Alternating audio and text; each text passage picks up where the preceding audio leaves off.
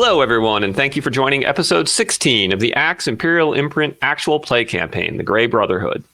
30 years ago, we were comrades at the West Point Wargames Club. Now we've come together again to play Adventure Conquer King System Imperial Imprint, or ACKS II. ACKS II is the new edition that's crowdfunding now. Check the link in the description below to support the game. If you're just now joining the campaign, be sure to check the description below as well for a link to the Annals of the Grey Brotherhood. Anytime you need a refresher, you can just check the link to review everything that's gone before. We begin in the city of Ciudadanos, where the Grey Brotherhood is preparing to depart for the Viaspin Forest. It is the 22nd of Inalin, Imperial Year 381. The Festival of the Reaping, celebrating the harvest season of autumn, will begin next month on 1st Nethelin. All right. So it is a sweltering day, and the ground is muddy. Mostly cloudy skies. Does the mud affect the road travel? So the road is not useful, and so and the sweltering heat reduces you by half. The mud reduces you by half, so you will not get very far today. So you would be 12 miles, 24 miles, half 12. So you'll get 1 hex today. So for some reason, one more day. You just want to hang out for a day? You like forget that? Stay in the temple. I mean, I don't know. Yes, and I'm going. I've got another task for. If we're going to delay a day, that's fine. I got one more thing to do. Is there a combat penalty to being mired in the mud? No, there's no combat penalty other than movement. So Okay. movement is reduced. Yeah. That's good. somehow I have echoes of Camp Buckner. Seriously. Okay, well, Bucknom. it is 23rd Inalin, and the Grey Brotherhood prepares to depart the Viaspin Forest. Today it's a hot day, partly cloudy. The heat yesterday eventually dried up the mud, and so it seems safe to proceed. Okay, so Alex, before we leave, I approach the while we're delaying the leader of the Mercenary Guild and offer him a fee of 125 gold pieces for them to watch and guard our villa for 1 month in our absence. He accepts that gladly. Okay. All right. I also pay 10 to get Bombor enrolled. I think he's the only one who's not enrolled in the guild. Okay. It's also worthwhile at this point to remember you guys are going to need to pay living expenses coming up for Nethelin. So you will have a collateralized loan of 4,000. You need to pay 120. Collateralized loan of 5,000. You need to pay 150. You need to pay wages for all the henchmen and then living expenses for yourselves. You don't need to pay the mortgage because that's auto paid out of your living expenses. Okay. I updated all the character levels on the Google sheet, so they're up to date now with the proper levels and expenses. Yeah, so it's basically 25 gold pieces for level 1, 50 for level 2, and 100 for level 3. Yes. And I paid those. So monthly wages, monthly wages for henchmen, stabling and storage were paid at the end of session 14. Yep. So now another month has passed, so it'll be time for it. Yep. Okay. So now we're going to do, okay. And, okay. I'll make that. Yeah. Great. How long is the rainy season? Do we know? I mean, when is this whole mud period? Do you know? I assume we have a sense of how long it usually lasts. Yeah. As long as it keeps rolling 12. It ends in the summer. The summer is the rainy season, so the fall is much drier. And then it starts to get cold, of course, which will be a whole other batch of fun. Yeah, it doesn't get too cold here. It's okay. I don't need to worry about that. Yeah. So summer is the worst of it because there's you're in the south on the ocean. So with Nethelin, it should start to dry up. Is what we're saying. Yeah, that's right. Got it. All right. Okie dokie. So you guys decided to start on the 23rd, and so you head out. And so with you're able to move on the roads. So your 24 miles becomes 36 miles. So you're able to go 6 hexes. All right. So Nice. All right. So as as you are on the road, you've been on the road about an hour and 10 minutes or so, and you see coming on the road towards you from the west a merchant caravan. It looks to be about 10 wagons, 20 guards. The wagons stacked with bushels. And they're coming towards us. Towards us, yeah, towards you. Okay. On the road. We hail them. Well met, travelers. Okay, give me a reaction roll. 2d6 plus 3.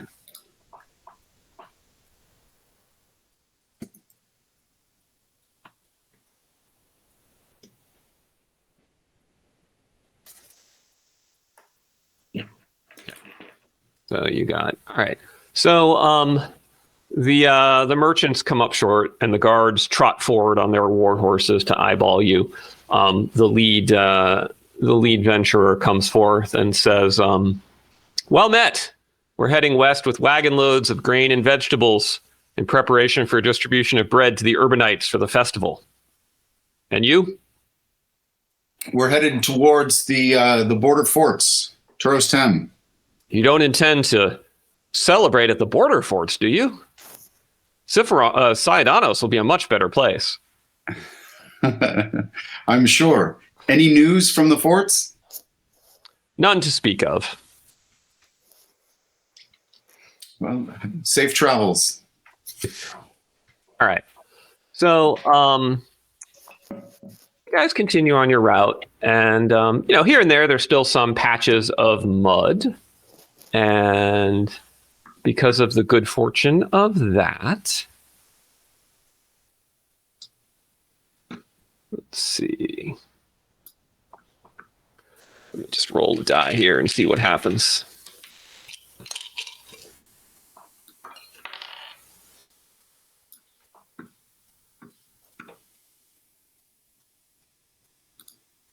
All right. So Scandara, who's on your right wing and sort of near closer to the forest, the Luzon forest to the south, needs to make a surprise check. Everyone else is going to be automatically surprised here. So just 1d6, right? Yep. She is not surprised. All right, so Scandara, just as you're about to put your foot down, you look down and you see that you are about to stumble into a nest of pit vipers. There are 3 of them. Let's roll initiative. Just you and me right now. Fighting withdrawal. Okay, got it. All right, just roll a d6. Wait. Oh, okay. Plus Have you? bonus. Let's see. 2,000 R. I think she's got this bonus, I assume. So +2. Yeah. Oh. All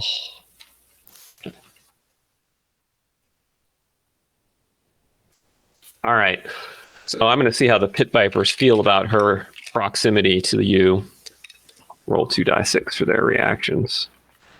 +1 charisma. All right. So the pit vipers begin to hiss and at her, and she's up. So they are ready to attack if she comes any closer. She's withdrawing. She's withdrawing. All right. Yeah, I declared it anyway. So. Yep. All right. So she withdraws from the pit vipers. Do you guys want to just make your way around them, or do you want to try and fight the poisonous pit vipers? I believe the oppression is the better part of valor when it comes to dealing with wild animals. Yep. Especially with poisonous ones. Do we want to put them to sleep and harvest them? Or can you not think of anything useful for pit viper poison right now? I mean, pit viper venom can be extracted. Yeah, it's valuable. Yeah, If you roll I was going to say. If you roll a 1, Ravel gonna say- dies. So. Yeah, it's technically venom. Venomous guys. Well, I keep I don't like the forgetting part. that this thing.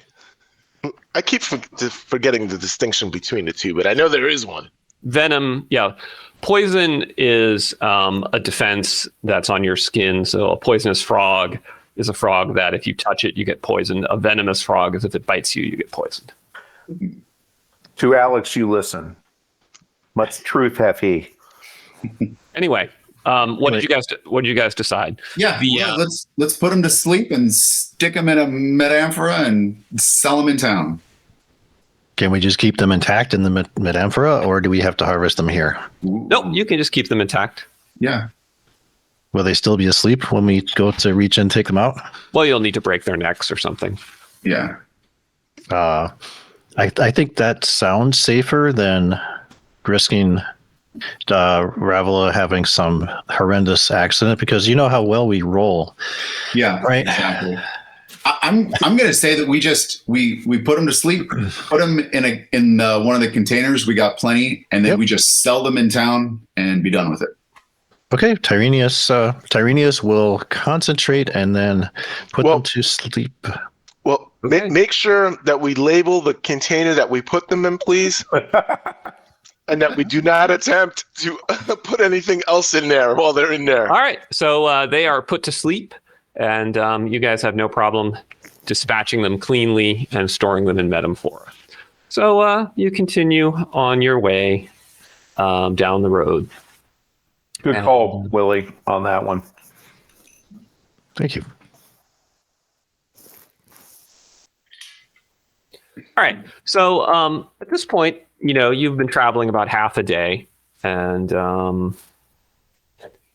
you up ahead, coming down the road towards you, you see a group. In their lead is a man in a cloak and what looks like scale armor with a bow on his back with a quiver, and he's kind of like, you know, looking around. Occasionally looks at the sun and the trees. Behind them, you see 4 people in traveler's robes with hoods drawn up, and a pair of Crusaders in chainmail armor with shields bearing the Wheel of Fortune. So they halt some distance away, and the man in the front trots forward towards you. Well met, Wheel of traveler. Fortune, a symbol of. Yeah. I'll flash my shield of Aminar. I guess those Crusaders are with what, Califa? Califa, that's correct. Yes. Okay. Yes. Okay. Patroness of So, thieves, right? say again. She's a patroness of thieves, if I recall, right? Is that right? No, she's death. fortune, fortune, death, fate. Yeah. Yeah. The thieves like her So for the fortune part. If I recall, she's the Gray Lady. The Gray. Well, they're called the Gray Sisters. Her priestesses are called the Gray. Priestesses, Gray Sisters. Yes. Okay. And we're the All Grey right, Brothers. so you guys get a +1 bonus to the reaction because you showed you were lawful and they're lawful. So Sean, give me a reaction roll +4. Mm-hmm.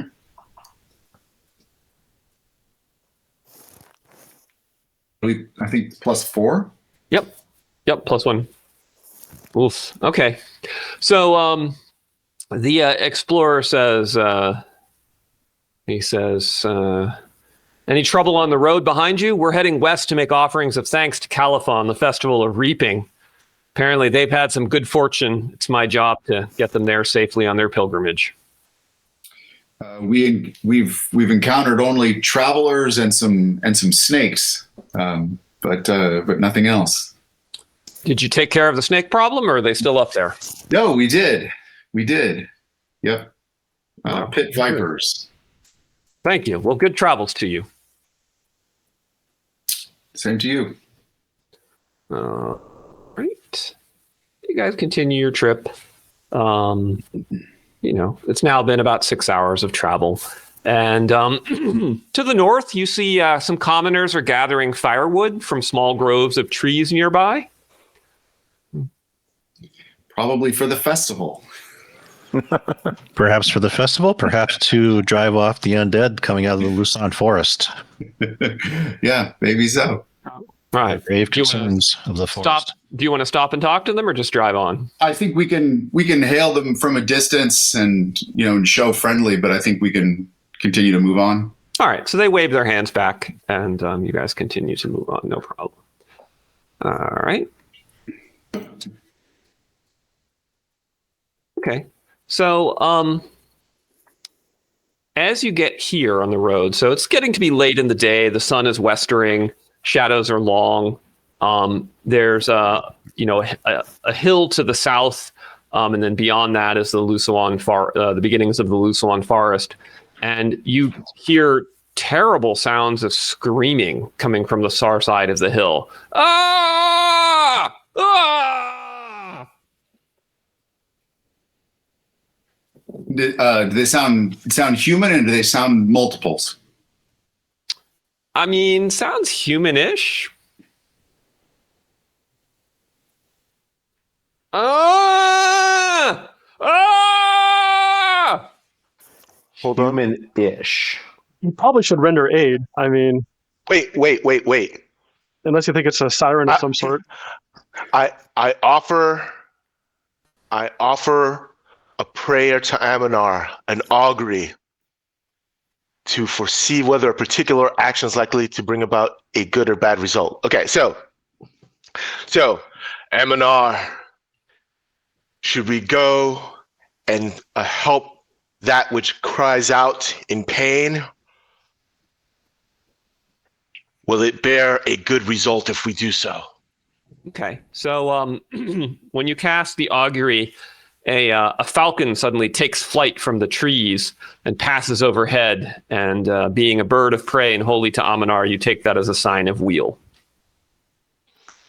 Wow. All right. The voice of distress is true. We should go and render aid. Okay.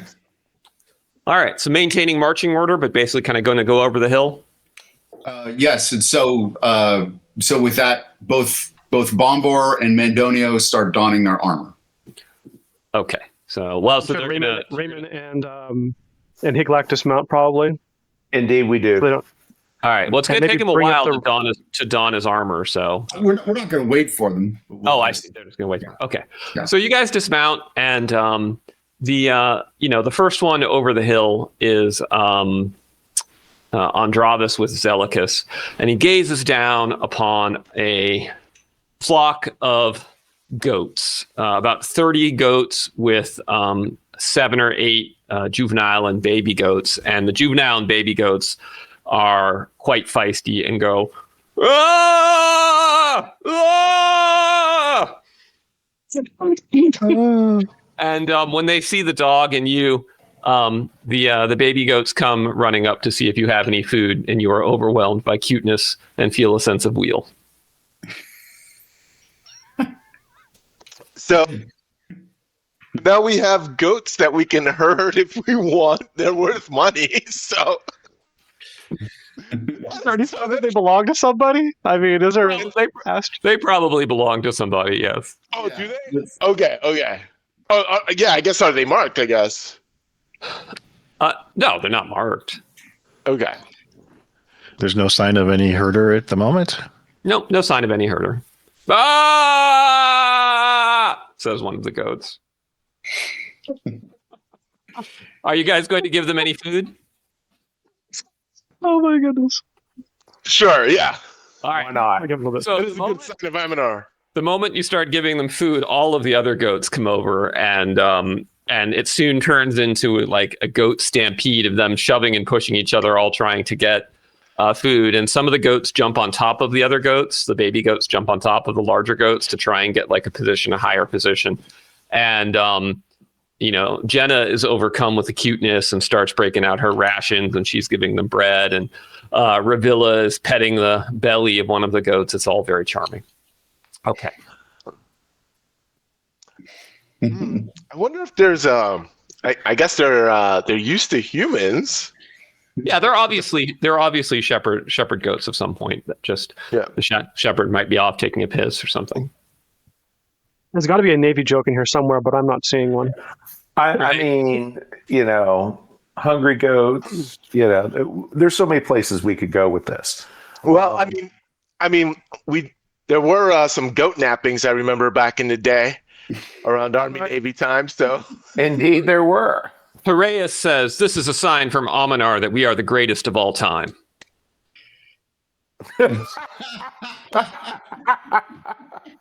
Boom. All right, so you guys press on. And night is beginning to fall when you come upon a 3-story Imperial watchtower that overlooks the terrain from a nearby hill. Are the Tower- goats still following us? No, they're not. The tower is about 20 foot square and 30 foot tall, with limestone walls plastered white. Entrance by means of a ladder up to a doorway in the 2nd story. The 3rd story is topped with a pyramid low-pitched roof of oak shingles with a wide overhang covering an external walkway.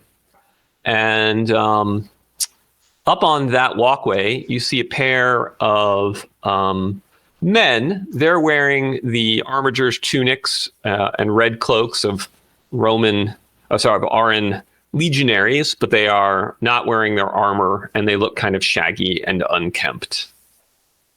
They wave. Does this look right, Avro, Aguilar? Or does this look suspicious?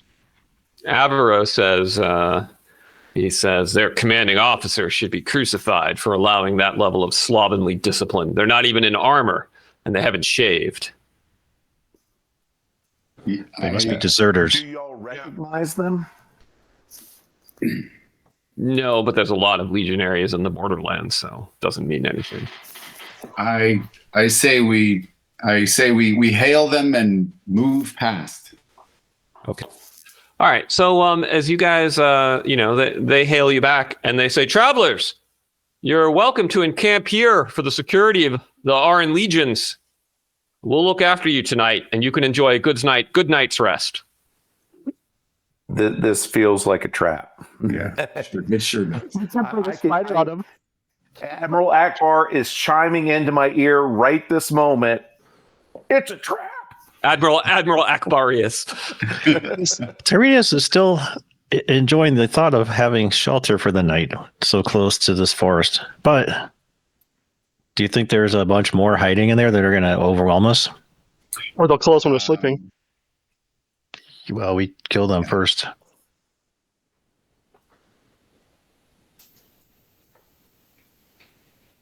Well, what do you say?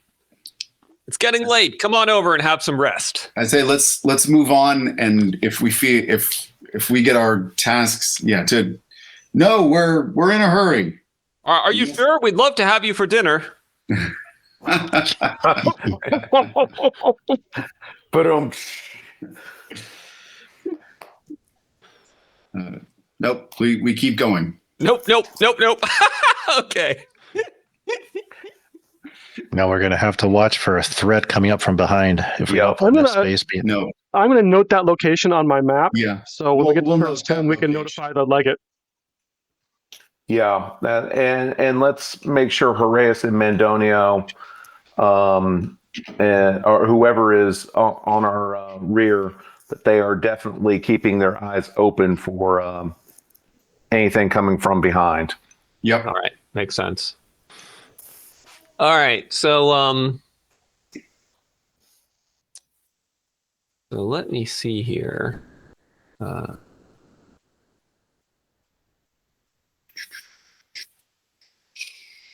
Well, the good news is we've encountered everybody in the Borderlands on this trip. Right? This is the busiest journey we've had, but personally, there haven't been any fights. All right. So let's see. So it is currently 23rd. So halfway moon. Okay. Got it. So around midnight that night, as the But before we do the resting thing, I want to declare I'm going to sleep on my armor. I've done some reading Okay. about that, and because I can get away with it because of my endurance thing. If I fail to be restful, okay, no So- problem. So you're And going to I sleep. want to treat that, and I'm going to make that a permanent thing. That's a permanent Andravis thing. Except It's I okay. assume if you don't want to fail 2 nights in a row. Exactly. If I fail 2 nights in a row, then I'll go. But otherwise, SOP consider me to always be sleeping in my armor. Sounds good. Sounds good. All right. Well, as it happens, Andravis, you're awake at this point because it's second shift. There's a high half moon in the sky, and Andravis, Higlak, Haraeus, Ravila, Avaro, and Zelicus, the hunting dog, are all on alert. And Zelicus's ears suddenly go back, and you guys hear rustling in the woods to the west. And for a moment, you espy what looks to be a large wolf or dog.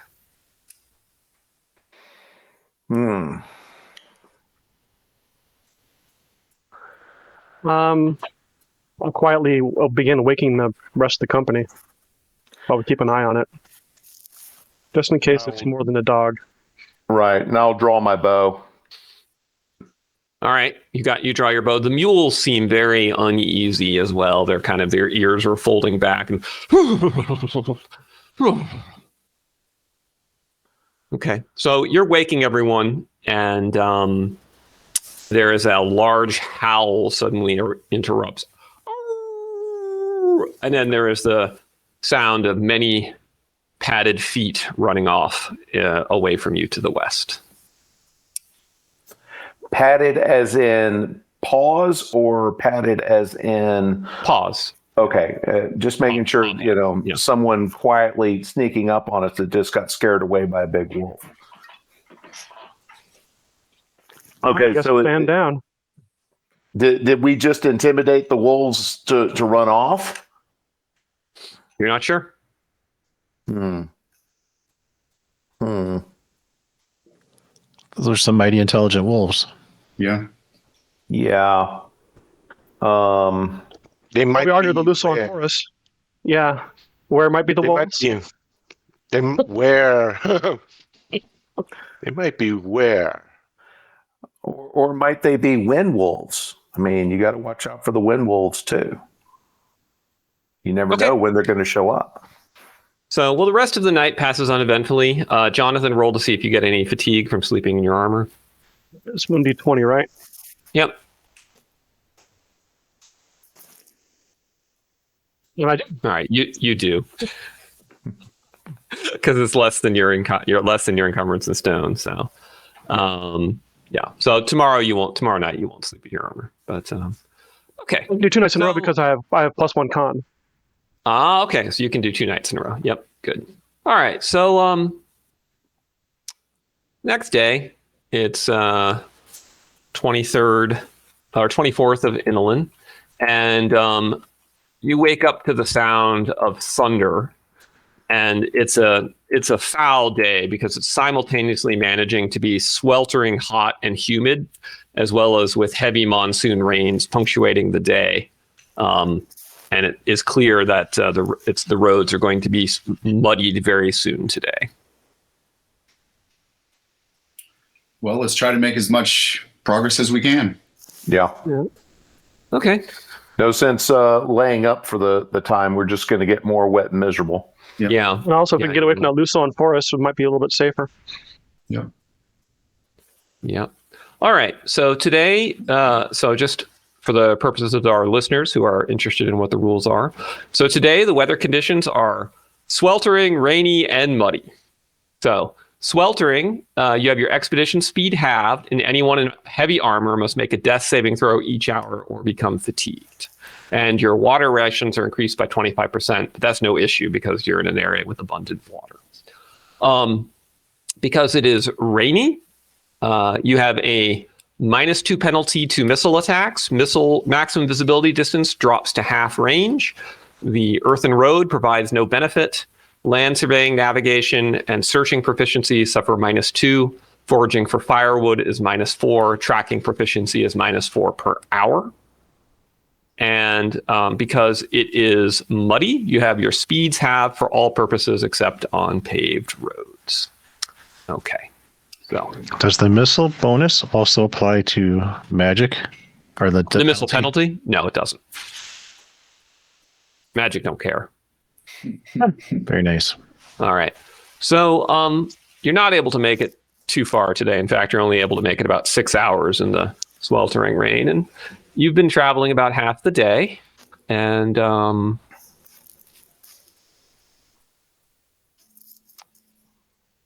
let's see what happens here.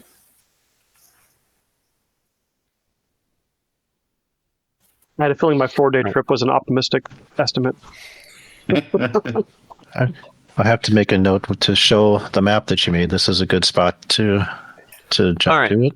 So you make it about 3 miles today, and you espy that off road in the mud to shelter from the rain. Some folks have erected a camp. You would guess it is probably over 100 people, judging from the size of it. It doesn't look military. It's a lot of just civilian tents, people in robes kind of wandering around. Looks like they're struggling to get a fire set. And there's a few Crusaders with Wheels of Fortune on their shields, kind of keeping watch. Oh, sorry. The Crusaders have Winged Sons of Amunar. Sorry. Winged Sons of Amunar. Should we approach? We should approach Casson to see if we can offer aid with our busing adventure proficiency and help them out. Yeah, let's do it. Here's how you light fire. All right. Yeah. Okay. So as you approach, one of the Crusaders sees you, and he waves his hand when he sees you, and he says, "Well met, fellow servant of Amunar." Well met. May the light of the sun shine on you always. He looks up at the skies and he says, I smile a bit. he said, most days. And he says, surprised to see you traveling today. We thought everyone would be camping out like us. Yes, we certainly considered it, but we have much pressing business in these lands, and as you know, evil never sleeps. Indeed. Where is your journey taking you? A little further east, but it's a sad state of affairs that you can't travel that far into the borderlands without finding some trouble of one form or another. He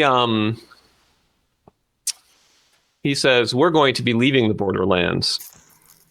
We're going to cross the Chrysivore River at Turos Spen in search of the burial mound of Valerian Belisarius, the warrior king of the Imperians. It's a holy pilgrimage that no one has completed in centuries. Do you have any interest in accompanying us? That is a bold proposition. I mean, it doesn't seem as if the pilgrims here have any experience in living out in the wilderness. How many experienced adventurers do you have with you? He says, we've got about 18 Crusaders and 3 guides, plus another 100 pilgrims or so. We should be fine. The Chrysivore River. Let me see, because I'm just kind of trying to get a sense. Okay, and yeah, so they're going up to Turos Spen, and they're going to cross at the fords there. Yeah. Yep. Okay, and then they're going to go down to the southeast. That he says we're heading east. Yes, Heading east. Okay. The no one knows for sure exactly where the burial mounds are, but one of our scouts believes he has some idea of what might be them. We'll be able to know for sure because no fire burns on his cairn. No fire burns there. Oh, it is a troubling omen if no fire burns upon a burial mound. We believe it is because no one has paid respects to the exalted hero in too many centuries, and intend to rectify this problem. So what does your timeline look like with so many pilgrims? I can't imagine that your rate of march is that fast, especially given that many of the pilgrims don't have experience. Our rate of march is quite slow. We haven't made it more than 6 to 12 miles in a day, I fear. So at this rate, you'll probably get to Turospen in about a week's travel. I expect 4 days. We expect to speed up a bit as the weather improves. Okay. Understood. I mean, we've been coming across many concerning reports as well as dangerous threats in these lands. I would ask that you be very prayerful when you reach Turospen about when and whether to proceed. He says, the Lord of Light, the lawgiver, he will guide us. And he nods. Says, you're welcome to camp with us if you've traveled enough for today, but it's only noon, so if you're pressing on, good luck to you. I say that we stay with them for today. What are your guys' thoughts? If we do, I I'm okay feel like with it. we should advise them with the potential risk of us staying with them. Yeah, but going out might come. Yeah, but going out east will definitely take us quite a ways away from our objectives of various sorts. We've got 2 things. Yeah. No, just we just can't stay travel with with them them. today and stay on course. Yeah. Yep. Okay. You're just saying for tonight, stay. Yeah. Yep. And then it'll give us an opportunity to get to know them a little better and see what other interesting stories they might have. Okay. And then, it'll give us an opportunity also to help them set up camp because it seems that they're struggling quite a bit. Yeah.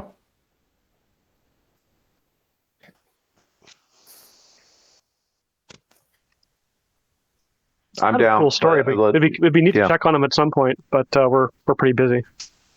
Yep. Okay. So you guys make camp and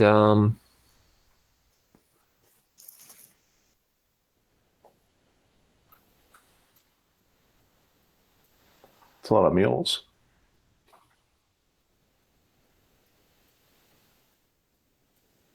I'm just throwing you all down.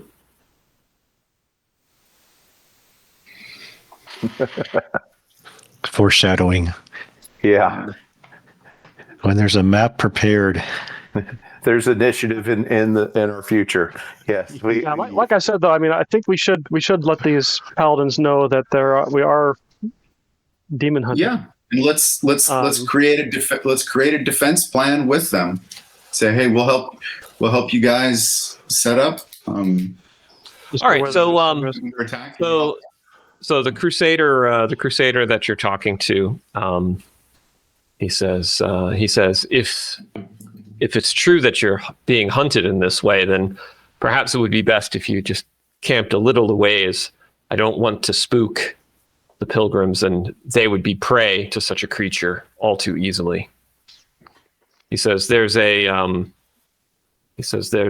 clearing just to the south of our camp which you can take, which is this clearing here. Okay. Yeah, that's fair. Yeah. Thank you. All right, so I've put you guys all down. Go ahead and move yourself where you'd like to be. Is this during the day, or are we in sleep? No, it's daytime. It's daytime. Daytime? It's because you stopped for the day. You only went 3 months, so it's late. It's late afternoon, but it's daytime.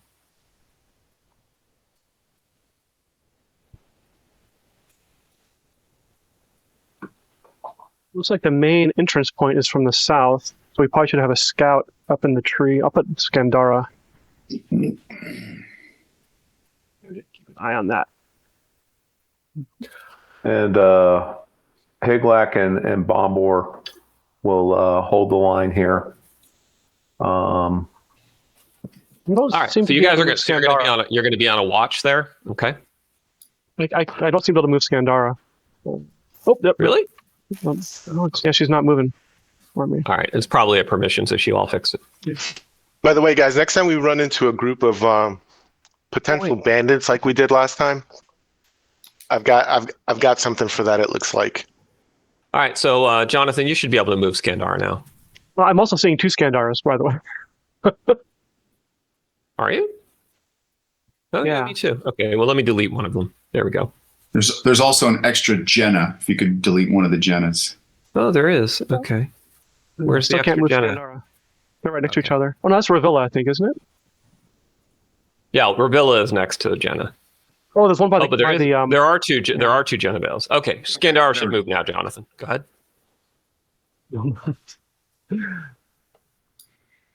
I can't move me. Oh, there she is now. Okay, I got her. Okay. Use just my mouse. Who's Phaedra? Oh, that's a legacy from another session there. I forgot to remove the character. Okay, that's what I was thinking. I mean, honestly, I And probably shouldn't be too far forward. Just as an update for everybody, Army just scored a field goal. We're up 23-0 at the half. Wow. Over Air Force. Wow. I do not even know how this is possible. Over Air Force or Navy? Over Air Force. Air Force. Okay. And Air Force is 8-0 and ranked. And wow, we've been getting our butts hammered all season. So this is a minor miracle. That's amazing. Go Army. Yeah. Right? It's because when the other services see the black and gold on the field, they know what's up. That's right. All right. Looks like all of you guys are positioned. And Griffin back with the mules. There's an extra Haraeus, and I don't see Raymond.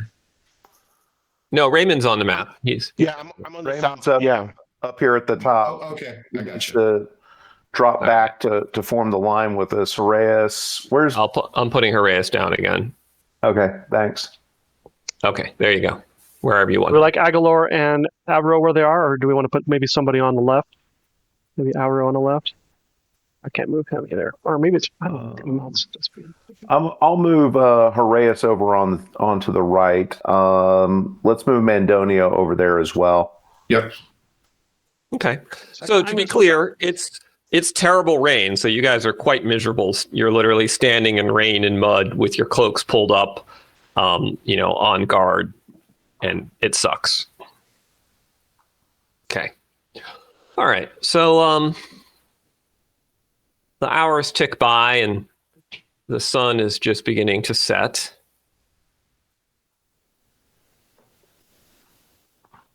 When the Death Weaver Spider Demon appears. Uh-huh. And we have to roll initiative.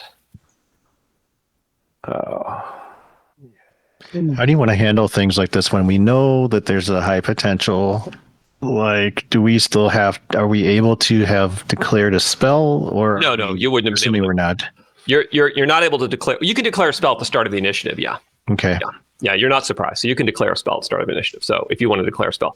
So the spider demon emerges from the forest, and its malevolent eyes gaze around, and its carapace glistens in the rain, and it rears up and orients itself in the direction of Raymond. So if anyone is going to cast a spell, declare so now. Yes, casting a spell. Casting a spell. Anybody else? My missile. Okay. Anybody else? Is it raining right now? It is raining right now. Okay. Oh, sad news. The Deathweaver Spider Demon is first. Okay. So it has a movement of 60, 30, 15. Okay. Well, that's not great for it. Is this slowed down by the rain in this movement? It is. It is, yeah. That's good. I like how I'm last again. It just seems to be So the cruel. way that goes. All right. Yeah. All right. So the Deathweaver Spider Demon is now crawling sideways along the cliff face. That's as far as it can get this round. Alvaro, you're up. Oh, that's me? Oh, I'm sorry. I'm wrong because the speed is expedition speed is halved, but is quartered, but combat speed is only halved, so it gets another 15 feet. Okay, so it gets to there. Man, that's a tough. All right. Avro. Avro would like to try to shoot it, but I don't know. Do I have the range? Where is Avro? From there? Yeah. You got the range for sure.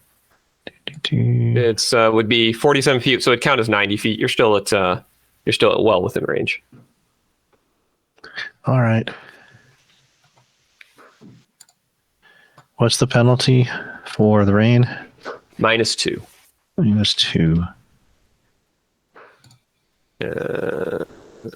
You have a short bow or a long bow? I have a short bow. It's a short bow. So then you're at medium range, so another -2, so -4 total. Then there would have been a 7. Okay, so that misses. Bounces off its carapace. Next up, Ravila. Anything? She'll delay. Scandara? She's going to. That was She is going to scooch out of its path. Okay. My goodness, I'm having the worst trouble with my mouse. You know, I keep forgetting to declare movement before shooting. So Something like that. All right. And then she'll shoot. Okay. Take a shot. Didn't you say she was up in a tree, Jonathan? No, she was in the trees.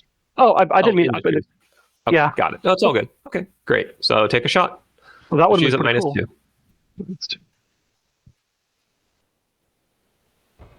No, actually, she's at -4. Doesn't matter. She misses. She Okay, Mandonio.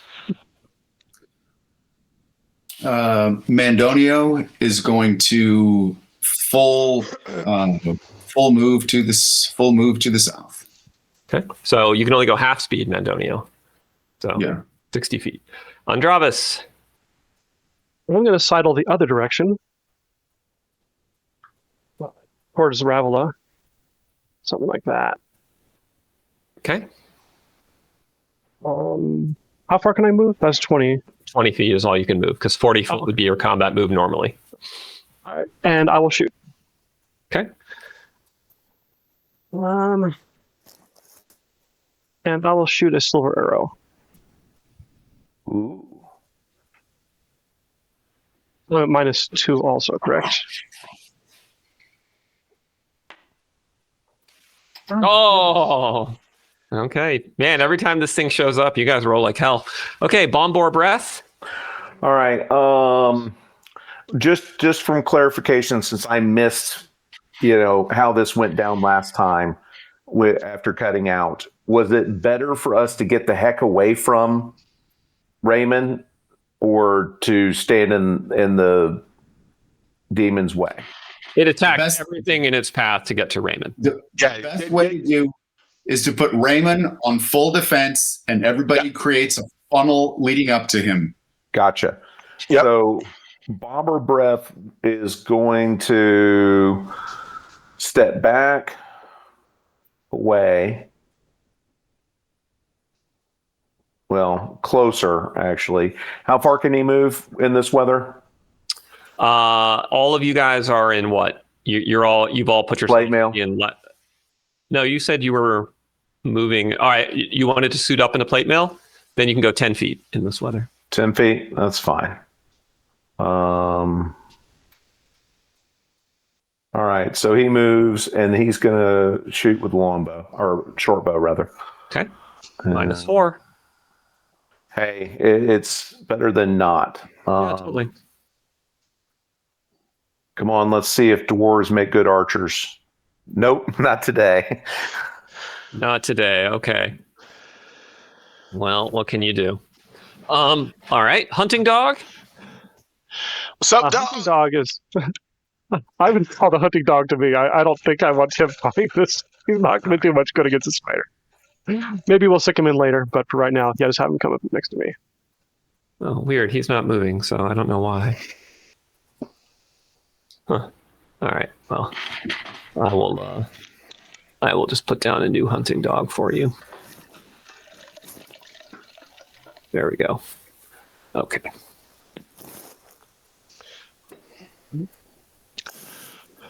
That's so weird that he won't move. Huh. I don't get it. Okay. Well, anyway. All right. Genevale. Genevale, move 10 feet to the south and fire a silver arrow. Okay.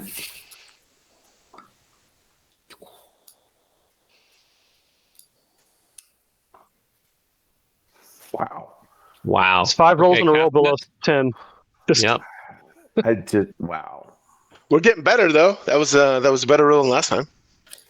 Yeah. All right. Castinus. Castinus is going to full move to the south. Okay. And I think he can make it 30 feet. I don't know what your encumbrance currently is, so it'd either be 30 or 40. Oh yeah, it'll be 30 to. Oh no! Wait! No! You're doing full move. It'll be 60 or 45. Right. Okay. Yeah. So I'll go to right there. Okay. Great. Okay. Piglack. All right. Piglack will go ahead and move 10 feet over. And he will fire with his bow as well, saying to Bomber Breath, look, this is how it's done. And that's a -4, Alex. What AC did you hit? AC 1, not enough. Bounces off its carapace. Okay. Agalor. Agalor is way off on the other side of the camp, so he's going to basically do a full move up as far as he can to try to get closer. That's the war dog. So how he said he can move 20 in this? Yeah. He can move 60 if you want to do a full move. No, sorry, he can move. He's in plate mail. Is he? Yeah. He's in plate mail. So his move is normally 60 divided by 2 to 30 for full move or 10 for combat move. Well, do you guys think I should bring him all the way up to try to get him engaged, or should he just move 10 and then shoot? No, I'd go full move this round. Okay, so 20. That's not very far. It's so weird that the dogs You won't. can go 30 for full. Oh. Yeah, that's close enough. Okay. So I'm thinking of moving north. Let's see. Hey, can I give a suggestion for Haraeus? And that is mount the warhorse. Good call. Okay, Haraeus and then Tyrannius. Then Haraeus will hop up on the warhorse, and I'm sure that where is said warhorse? Did we skip Raymond? Oh, I guess we did, Raymond. I'm sorry. What are you doing? Okay. Well, I'm gonna hold. Let's put it at that. I'll hold. Okay. All right. Also, I noticed that Griffin is not in any, the order. you can pick any one of the horses to be. How did Griffin not get in the order? Did you have him kind of far away or something? He's a little bit away. He's Oh yeah, he was a little bit away. Okay. All right. So Griffin is up at 1. It's fine. That's fine. So Haraeus moves to the nearest horse and mounts up. All right. So where is Haraeus? At the about Yeah, the 2 o'clock position on the map. Oh, okay. So he's going and he goes and mounts up on his horse. Great. Yep. All right. Tyrannius. Tyrannius is going to cast his mage missile. All right. So roll for damage on the creature. First blood. See, where is Raymond right now? He's way down there, huh? Okay, so Tyrannius is gonna move first and then cast. Or No, you can't move and cast. So okay, never mind then. Yep. I'm concentrating on that. Yep. So roll damage 1d4. +1, right? 1d4 Because plus 1 actually because of your elementalist. Yeah. Okay, we get a 5. Nice. Good hit. Okay. Ooh, magic damage. All right. Your miniature lightning bolt slams into it. And Griffin. He's going to do a double move. I looked up his encumbrance of under 5, so he should be able to do with a double move go 40. Okay. Or no, it's No, if he has under 5, yeah, 40. Yeah. 90, 45. He can go 45 feet. Yeah. All right. It looks like Androbus is up. Wait, because I was holding till the end. Okay. And so my encumbrance is 60, right? So that means my move in this weather is 10. Your encumbrance can't be 60. You couldn't move at all. That would be your encumbrance sorry. is measured in stone. That's your movement is 60. Oh, 60. Got it. Movement in the 60s. Oh, yeah. Encumbrance is, I guess, 20, it looks like. I don't know where you're looking. He's a freaking He-Man. No, that's encounter movement. So that's Encounter movement. Sorry. an exploration Okay. movement. Yeah. Exploration movement. All right. I see. Okay. So let me see. So basically, you can move 30 feet or 10 feet, your choice. If you want to stay on full defense, got to move 10 feet. Yep. I'll move 10 feet, but I don't want to Higlak to be in the way. No, you don't. So I'll move over to there. Okay. Right there. And I will go into full defense. All right. And Does then- anyone... And then Ravila was holding. Mhm. So I'll get her off. Just Jenna. Okay. And I'm going to pre-position Ravila to there. Got it. Okay. Anybody casting as we go into the next round? I'm maintaining my concentration on the mage missile. Okay. All right. Andros, you're up first. Yeah. I'm gonna hold. I'm gonna get it more towards its flank, so I'm gonna hold and let it advance a little bit before I attack. Okay. Scandara? She's gonna Same? hold also. Yeah. Castinus? Castinus will move. He will move forward just about. He'll move forward 10 feet and fire crossbow. Okay.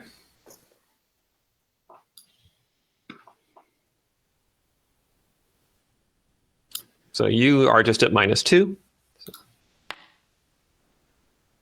All right, it's a miss. Crossbow bolt goes wild.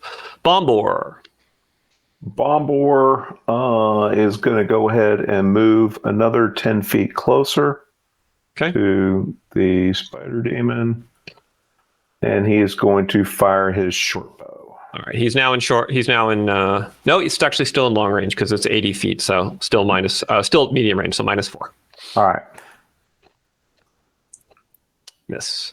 Yeah. All right, Terenius, your mage missile goes off again. Okay.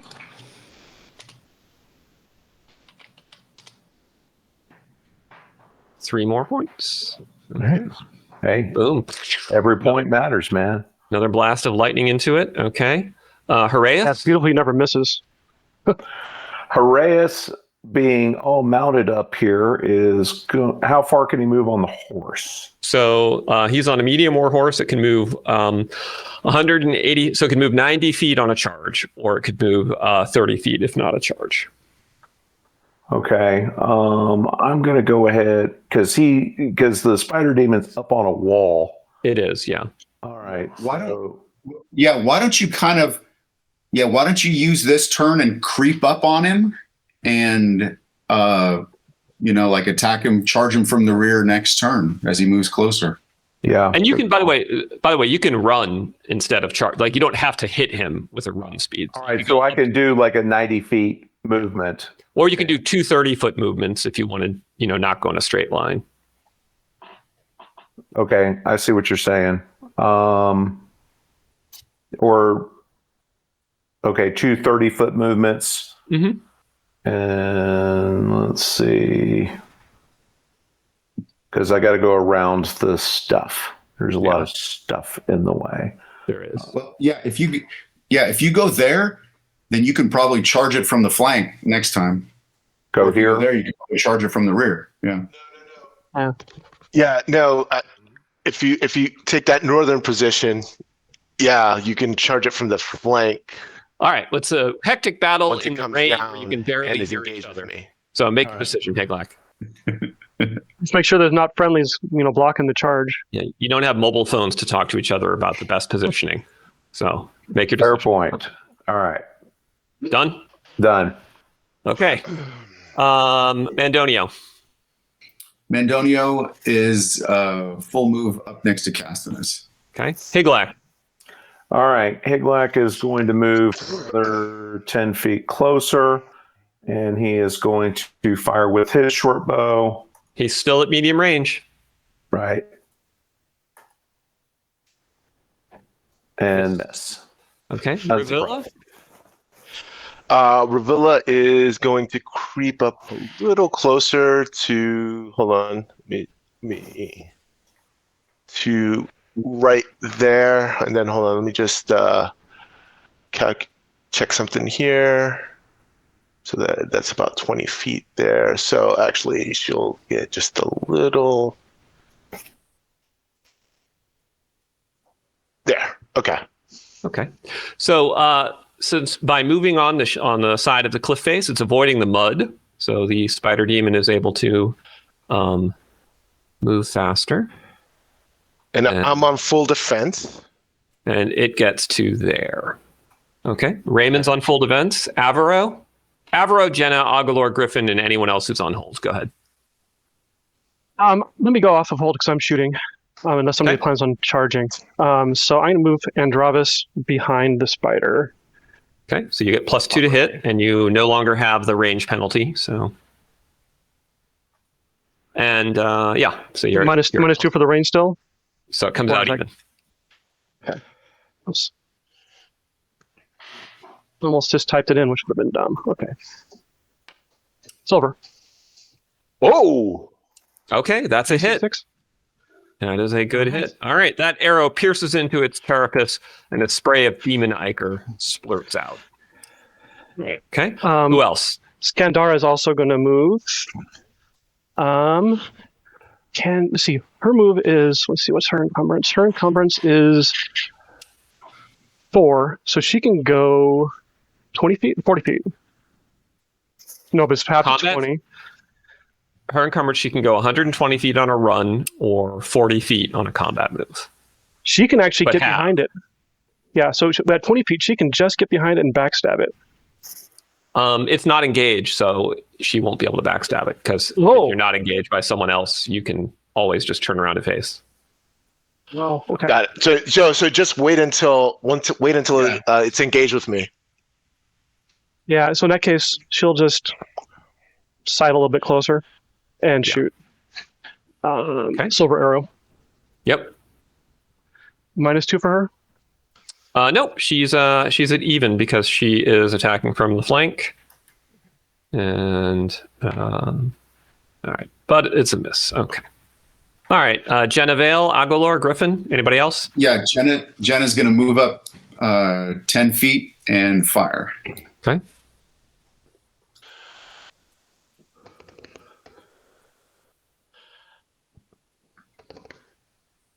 This will also be a silver arrow. Got it. Did we distribute silver arrows to everyone, or do you guys have them specifically allocated? They have them. I got them They're specifically specifically allocated. allocated. Sounds good. All right, Agolor. Idolor is just going to shoot. So Okay. he's still to -2. Where is he? He is closer, but still far away. So, yeah, he's still at Moving minus first. I did move him 15. Is that as far as you can go? Yep. Still Okay. shoot. I didn't see. Yep. Okay, that's a miss. Bounces off its carapace. And Griffin. And Avro also moved, and he's going to shoot. Same thing. Okay.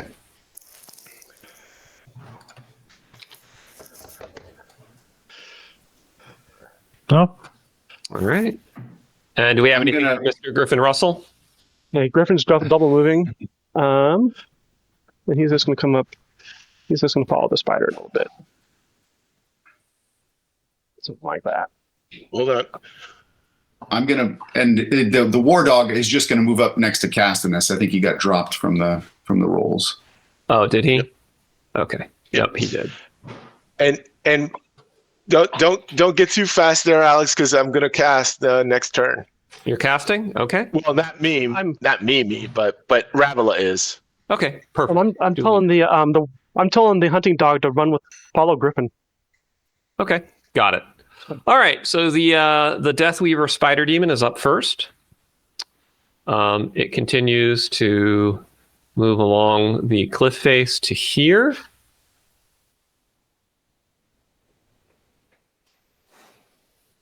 And then it takes, as its combat action, it moves up to there. It is not yet able to attack, but it has engaged you, Raymond. Whoa! What? Full defense. Agalor. All right, let's go.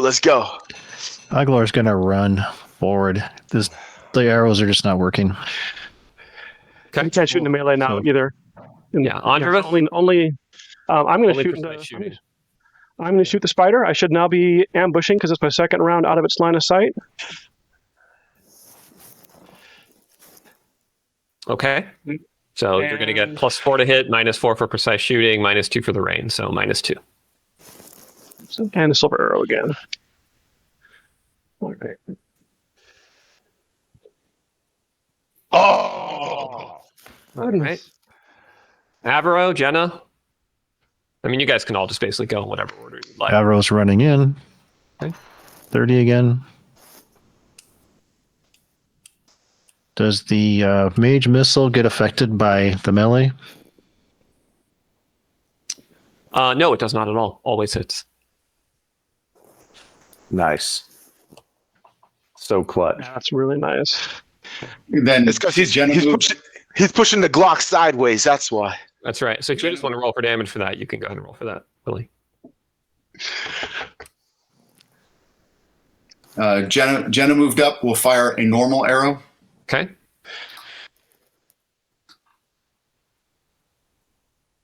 Ooh. And this is okay. All right. And- Skandara, War Dog. Anybody? Can you do a charging backstab? No, because you can't move silently while charging, so you have to move silently on the approach. The war dog will charge from the flank. Okay. All right, War Dog gets +4 to hit. War dog. No. Oh, so close. All right, the War Dog is not able to bite through the carapace. It's gnawing on it. Okay. All right. Mandonia? Jenna cannot.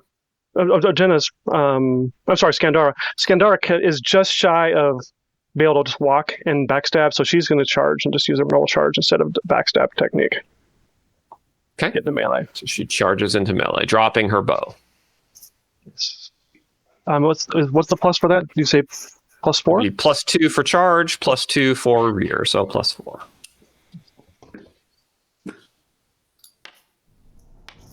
Oh, there it is. Oh. All right. So, okay. Ah! There's a fierce hit to it, and Hiker sprays over her and washes away like tears and rain.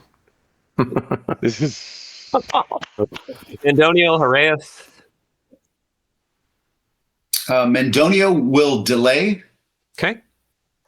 Haraeus, I think this might be your chance.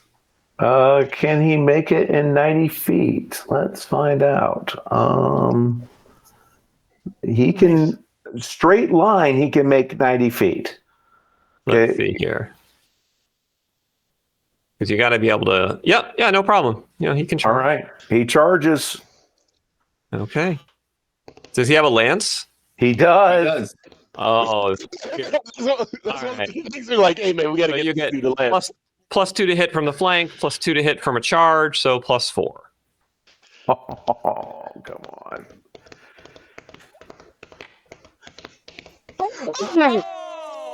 Oh yeah. And it's an extra D. Give me It's another D10. 10. Yep.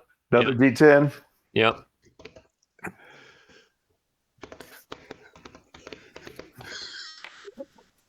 Oh, wow. 14 points total. Okay, that's pretty savage.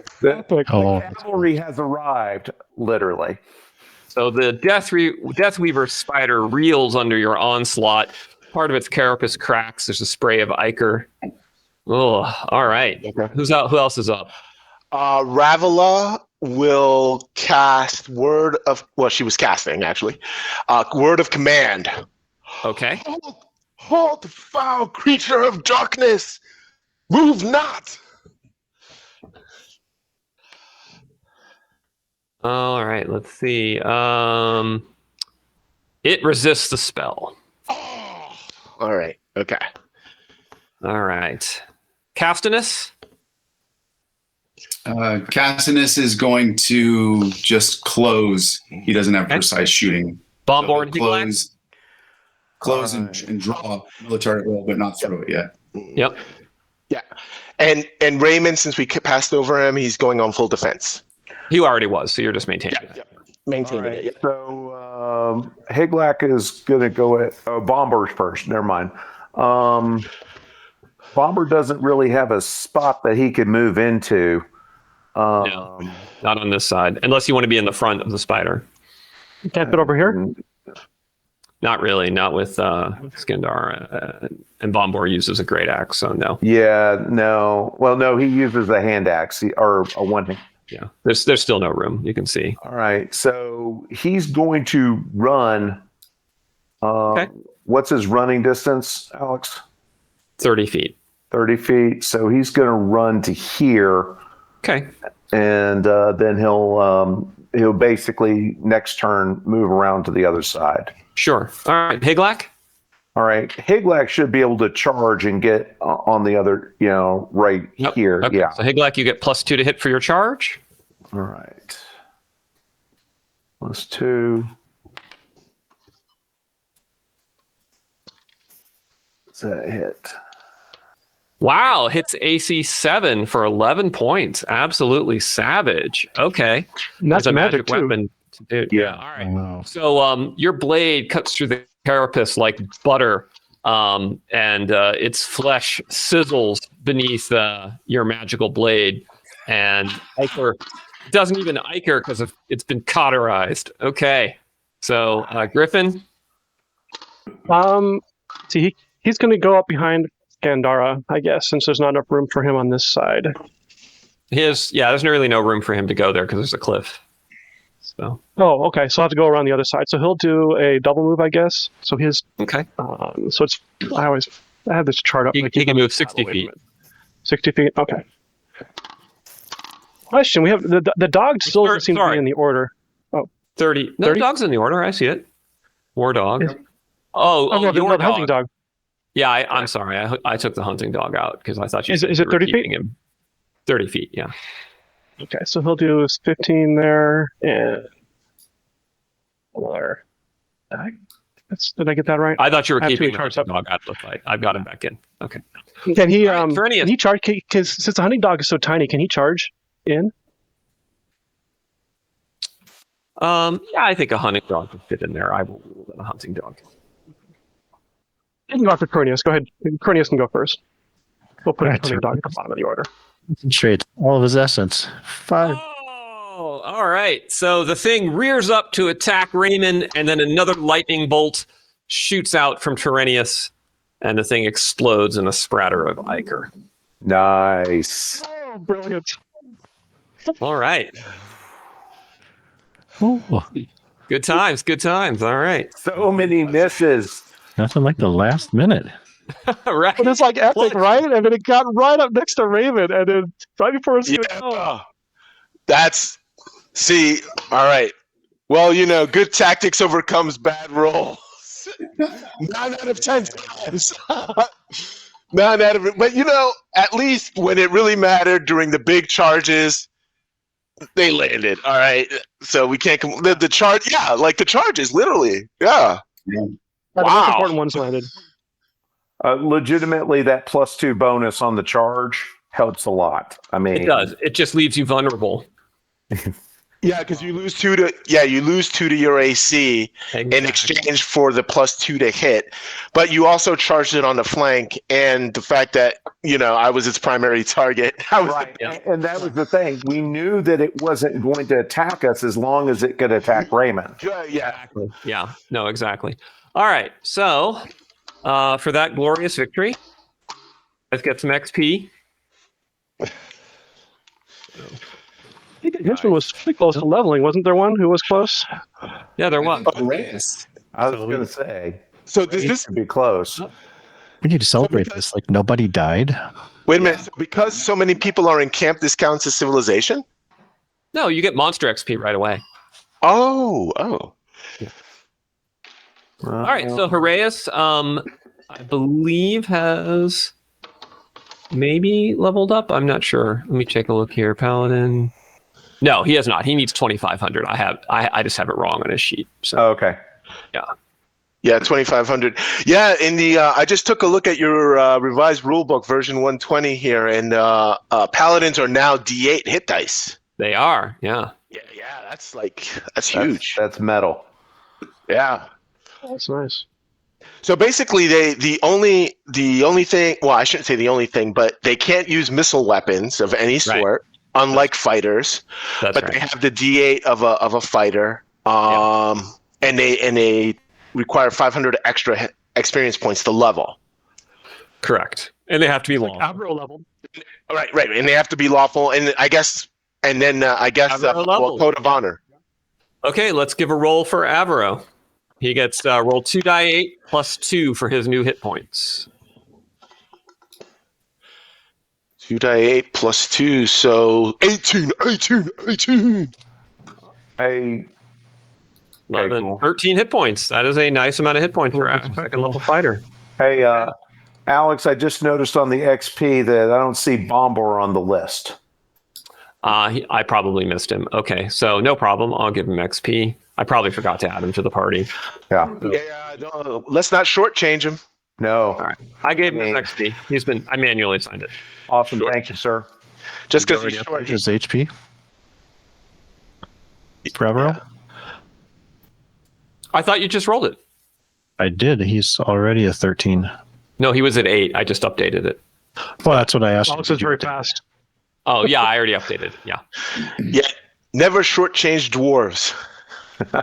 Ah, Yeah, Ravel is getting really close too, I think. that's awesome. Yeah. Let's see. Mandonio's getting close. Raymond, still a little bit of ways. Ravel 2000? Yeah, it is. Or close to it. Yeah. All right, let's take a 5-minute bio break and coffee break or whatever, and we will resume after that. So 5 minutes. The update from the game. Army just goal line stood, held them to a field goal attempt, which they missed. We're almost done with the third quarter, 23-3. Awesome. I Glorious blowout. right? I'm just like, how is this possible? I don't know if you've seen my army Anyway. mule or not. Oh, that's awesome. Since we have 6 mules, I thought I'd bring him out today. Yeah. And we're playing Air Force, Awesome. You know, I find it fitting. I do find it fitting that on this day, when Army's having a great football day, we are busy gaming. Yeah, Yes. Just like we used to do that's right. Tradition. True tradition. in the game room, rolling the dice. Okay. So the next day, you resume your journey. How much Now. ichor can we harvest? 1,600 gold pieces worth. Okay. All right. So the next day, you resume your journey. It is the It's not a trivial amount, by the way. 1,600 gold. Yeah. no, it's not. It's a valuable. Killing demons is valuable. It's now the 25th of Enelin, and although the rain continues, the temperature cools somewhat. The roads and land remain muddy, so you're going to move at half speed today because of the mud, but not 1/4 speed at least. So you'll be able to make 2 spaces. All right. So as you begin to head eastward, you soon overtake a huge merchant caravan, 40 wagons and 80 guards mounted on horses. And they're struggling to make any eastward progress because of the heavy rain and mud and all of their faces look glum and frustrated. They're trying to push wagons, from deep grooves, bitching about the roads, and the guards look back at you suspiciously as you approach, for fear that you might be bandits coming upon their rear while they're stuck. Oh, we hail them. Well met, All right. travelers. Give me a reaction Standard roll, practice Sean. should be to have Raymond always show his shield too to put them Yeah. at ease. Yeah. Okay. All right. So they wave back, and the guard says, "Where are you headed?" We're headed to the border forts, Taurus 10, hopefully today. Well, we're supposed to be trying to bring. We've got grain, salt, meat, and firewood for the border forts, but we're making terrible progress. Don't suppose you all want to dismount and help us push wagons through the mud? Think so? Yeah, I think so. Okay. I don't think As so. well. Really? Tyrannus is like, no. Zahak says, "No, this is a terrible idea. Why would we help others?" I hold up my stick thin arm and I'm like, I don't think so. That's all right. Well, yeah, maybe we'll keep moving. All right. So you'll keep moving. We have urgent business. All right. Well, a favor then. If there's any trouble on the roads up ahead, please send someone back to let us know. Okay. Will do. We'll leave a marker. We'll leave a marker. Trouble was here, and we dispatched it. Yeah. Because the roads are so bad, we'll leave a marker instead. How about that? Look for a stack of 4 stones, yada yada yada. Okay. You see that? That's a marker for guys- us. Very good. We'll keep our eyes out for it. All right. So late in the day, you guys make it to the fork in the road where it heads south towards Tuath Lewin and east towards Turos Tem. Not far off from the fork, you see the commoners. There's a large number of them. It looks about 35, 40 men, 36 men or so. They are erecting a bonfire, not lit, obviously, because it's raining, and they seem kind of annoyed by that. And others are putting up stuffed scarecrows. And beyond in the distance, you can see their little hamlet. Well, I'm kind of curious what they're doing. That's like stop and hail them. Oh, you know what they're doing, Newton. It's for the Festival of the Reaping. They set up a bonfire and scarecrows. okay. Got it. Yep. So 3 days away? Or 4 days Yeah, away? it's only a few days away. Yeah. So do you guys want to go over and talk to them, or you're not going to make it much further today? You could maybe press on another mile or so. Well, let's ask if we can come and stay with them for the night. Sure, you can do that. All right, give me a reaction roll, Sean. You're at +3. Co-camp. That was just a +2. All right, so you got an 8. The Reeve who's in charge comes over and he says, last time we let adventurers stay in the hamlet, it didn't go well for some of the families. So if you don't mind, we prefer you camp at a little bit of a distance. No offense intended, you understand. Totally understand. What news? What news from the forts? He says, haven't heard much. It's been some pilgrims wandering about, and I heard there's supposed to be some merchant caravans coming out to bring supplies for the festival, but right now I'm just praying it dries in time for the wood to be able to be lit. It's going to be a sad festival of the reaping if we can't even light the bonfires. Yes. Okay, so we'll set up camp on the far side of them. Okay. All right. So the night.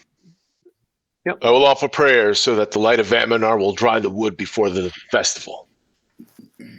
All right. So the next day, the temperature soars, but the rain continues, and so it's like Vietnam era rain, where it's like coming at you sideways and up and down, and so humid that you feel like you could swim.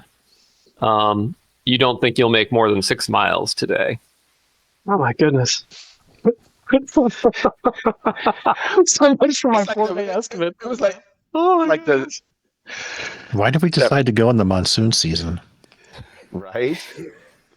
All right.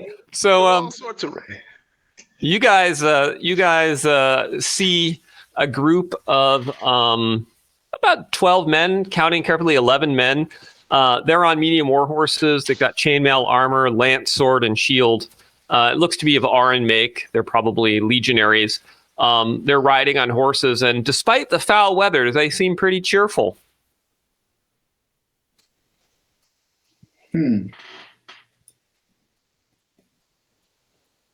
Well, we hail them. All right, so they pull up, and they one of them says, "Oh, I know you. You've been to Turos Tem many times. You're the Grey Brotherhood." Yes, we are. Ah, well, I'm sure the Legate will be pleased to see you. We're on leave heading west to Cyadanos. We got put on holiday for good behavior, so now it's time for some bad behavior. Am I right, lads? And they all go, woo! One of them takes a swig from a canteen that clearly doesn't have water in it. Nice. Oh gosh. What other news from the fort? He says, well, the analyst has been grumbling a lot about the Viamir marshes. He says he keeps hearing reports that it's getting bigger, something wicked at work, expanding a foul miasma. But frankly, the only foul miasma I've seen is from the analyst himself after a bad meal, if you know what I'm saying. Put on a little weight, that's all I'm saying. Okay. All right. Okay. Well, they make their way past you. You guys bed down for the night. It's pretty foul. And we head into the 26th of Enelin. Sorry, the 27th of Enelin. Yeah. So we head into the 27th. The day is still sweltering hot, but the skies have finally cleared. It's mostly cloudy, but, it's not raining anymore, and the mud is slowly beginning to dry. So you can make 3 hexes of travel today if you want to travel on the road, or 2 if you go off-road. It looks like you're going 2 off-road, and then you can go a half of once. Well, we make the very quick stop at Turos, like I told you, just for market and to pick up the wound work that we have there. Okay. No problem. All right. Why don't we go to this point, this hex here, because that'd be the 3rd hex there, and then we go north from that point. Yep, that makes sense. Okay, well, you're at this hex right now because something happens in that hex. Whoa!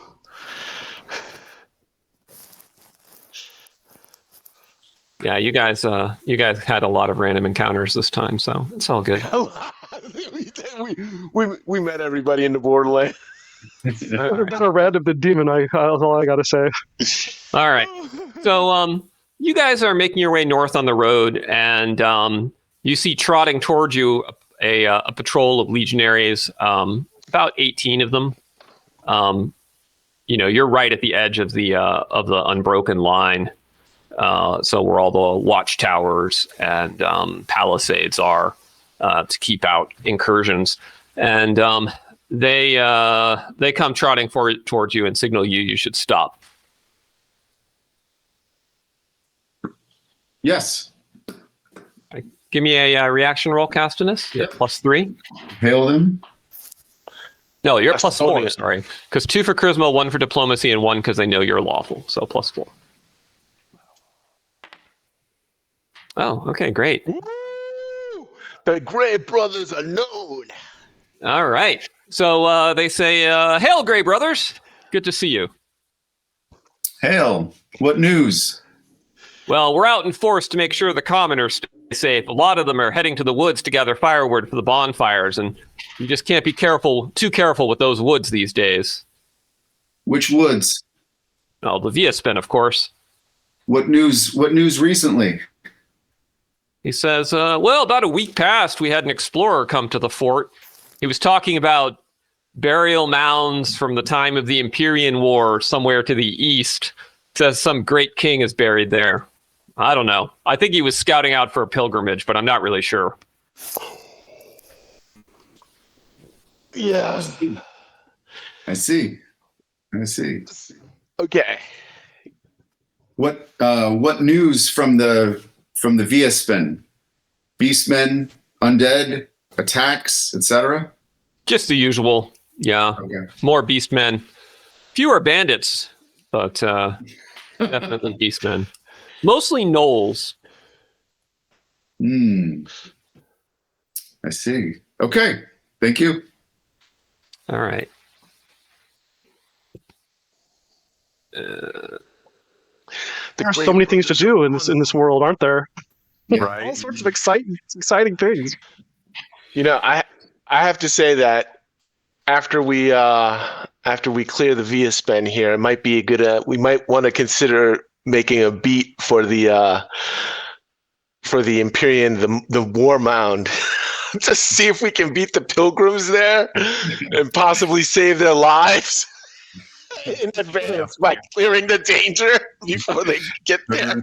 Turn around. Yeah, I was thinking the Lucian Forest might be the next thing to do, but you're right. That might be a priority because Lucian's getting bad. I mean, a lot. On our Wednesday session, everything we saw was undead out on the road practically. So And then maybe that one. then there's that sketchy watchtower next to it too. Yeah. Okay. Okay. Forward. So you guys have pushing forward. You wanted to go one more on the road to here, Jonathan? Yeah. Yeah. That was a And then straight from shot. there- And then you're going to take a straight shot north. Yep. All right. So it's the sun is beginning to wester, and shadows are lengthening. Clouds are darkening, and you come upon a caravan of 10 wagons with merchants and guards, and they look back nervously as you approach. And one of the guards trots out to meet to come towards you. Hail. Hey. Well met.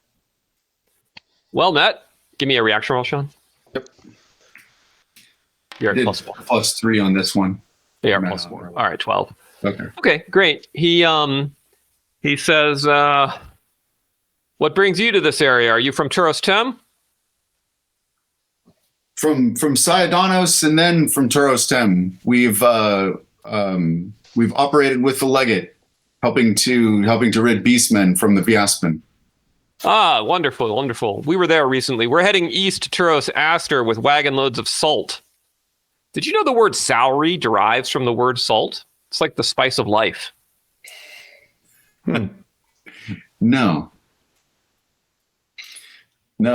but we are all better for knowing that.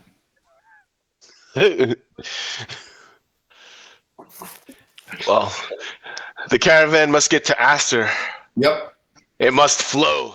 Let us. That's right. The salt must flow. Must flow. He says, wait a minute. Hang on. Is that a dwarf with your party? Yes. All right. So he calls back and he says, Torek, come here. There's a dwarf. Tell him what you told me. I want to see if it's true. And Torek comes over, and he's a handsome looking guy with a good voice.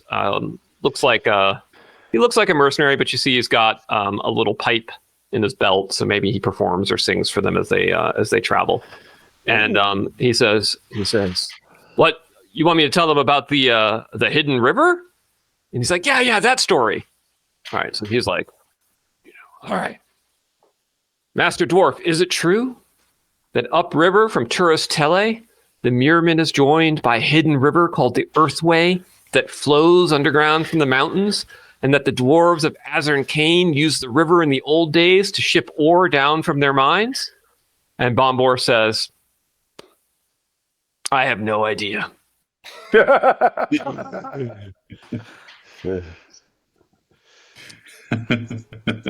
And the guy deflates instantly, and he's like, well, it's definitely true. It's definitely true. It's a dwarven secret. They're sworn to secrecy. It's another rumor, though. I mean, Right? I would count that as a rumor. Yeah, agreed. Yep. Yeah.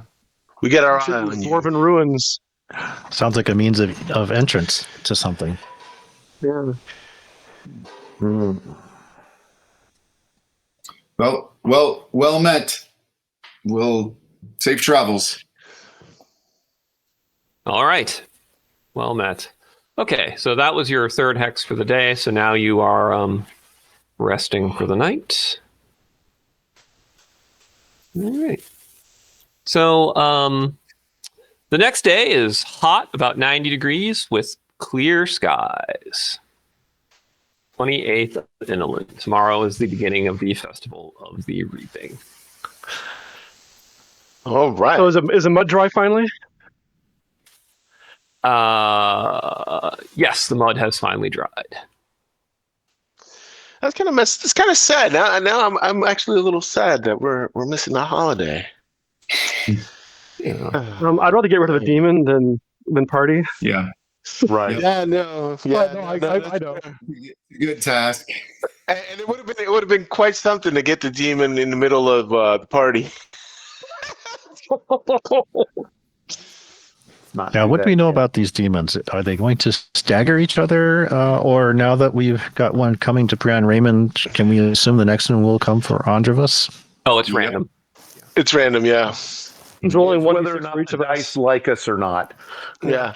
And we've seen that they don't. So They keep us diligent.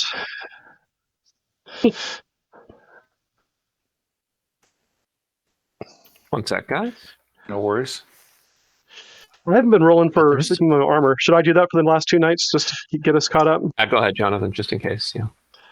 This is for 2 nights ago. Nope. You're fine. Oh. Nope. Oh, right, because you're in. Yeah. I need a yeah, 6. Okay. So this is for last night. So I have. All right. So you're feeling like hell, and you're at -1 today.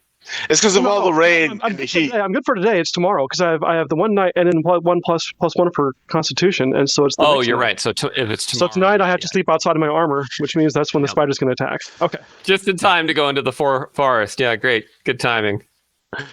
Good timing. All right. That's good. Okay. So, guys, you guys push your way north, departing the road, and you're finally able to travel at a pretty good clip today. You're going to be able to go, I believe, let's see. So then you'd go, count as 9, 18. Yeah. Okay. That's actually really good. So as you move through the territory heading towards the Via Spin, the hamlets and villages thin out, the farms become a little more sparse, and eventually you begin to approach the forest itself, which looms large. But a good omen strikes because a peregrine falcon circles overhead for most of the day, most of the hour as you travel north. Nice. And, you can only interpret this that Aminar is watching over you. Oh. Well, that's good. Give a prayer of Keeping the faith, thanksgiving. Raymond. We're keeping the faith. All right, so you guys push into the forest, and I need to make a GM roll at this point.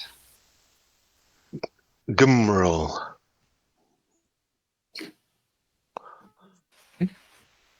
Let's see what happens. He did start cackling, so that's a positive. I can cackle if it would make you feel better. Well, that's okay. I don't think any response makes me feel better. He's going to cackle enough when he keeps rolling the 17s and 18s. We're just lucky we didn't get that far yet. I know. Okay. So between Castanus and Androvus and your treasure map, you have no problem navigating through the Viaspin forest. And you make very good time. And as the day begins to draw to a close, you make it to the area where you believe the shrine is located. You'll have to search to find it.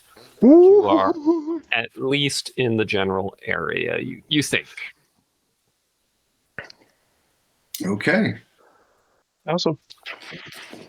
And it is. However, bad things happen. Oh no! No! Always do. Always do. It's true. Okay, so let me.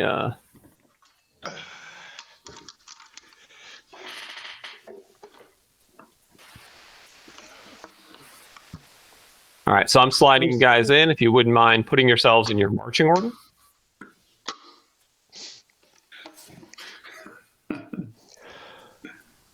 Okay, which direction are we moving? North, Alex? We're moving north. Yeah. Okay. To the north!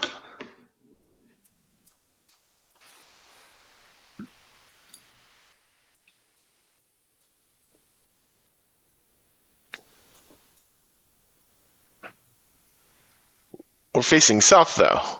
Yeah. That's just because it auto makes you face south. Yeah. Nothing I can do about that.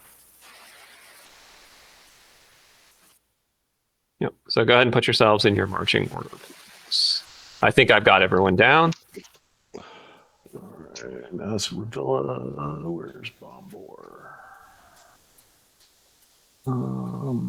Here's your mules. Where should our forward point be? Do you have a marker for where we should be? The front of us should be. Those guys should not be up there. Yeah, I was about I see to say. Gwynflo's on the map. Oh, Yeah. this is so So good. you use this tree as your forward point. Okay, and I'm not seeing Bombor on the map. You're not seeing Bombor on the map. Okay, let's get Bombor on there. No, I thought he was there. Bombor, Bombor, Okay, Bombor's there. Bombor. I just dropped him now. Okay, thank you. We don't have Ravila as far as I can see. Oh no, there she is. Okay. All right, Higlek and Bombor are at the lead.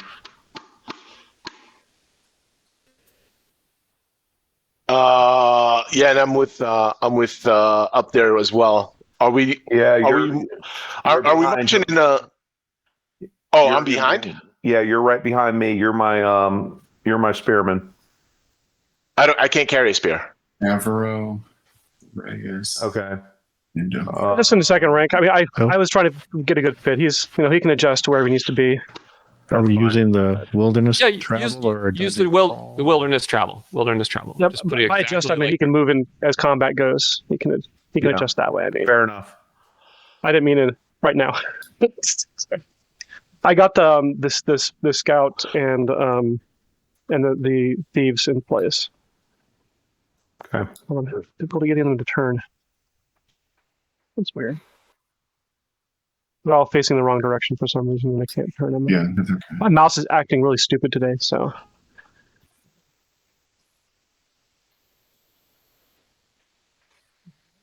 Zelicus on there? I'm not seeing. Yeah. There he is. It I should found be him. on there. I found him. These terrain maps are a little bit hard to see things sometimes. Yeah, I understand. Okay, I see it. And I see the wilderness travel map. Okay, with Androvis and Zelicus, Skandara, and Jenna. Okay. Dark red. Front rank The reds are just fighter. kind of color coding. Red. Yeah. Green Raymond because he's sort of a combo. You are. I mean, you don't quite fit. You like it? Uh,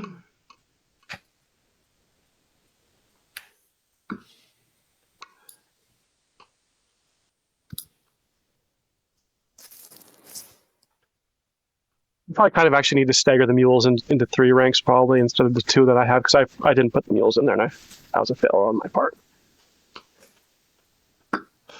Purple are the dogs. I like how you made the circle smaller too, by the way.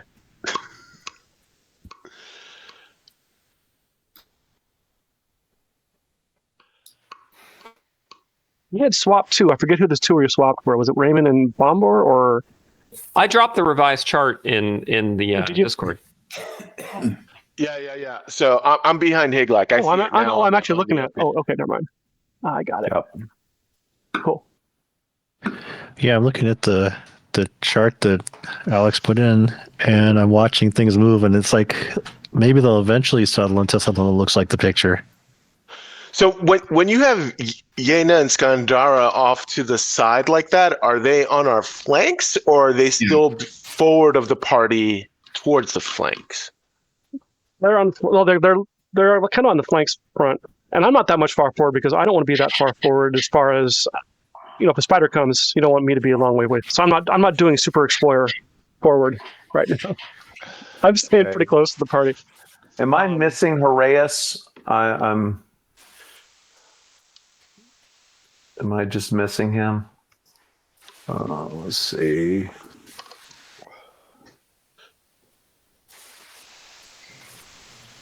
Where's Castinus? Isn't he going to be in the middle of the mule? Castinus is right by the mules. He's kind of hidden in there. He's there.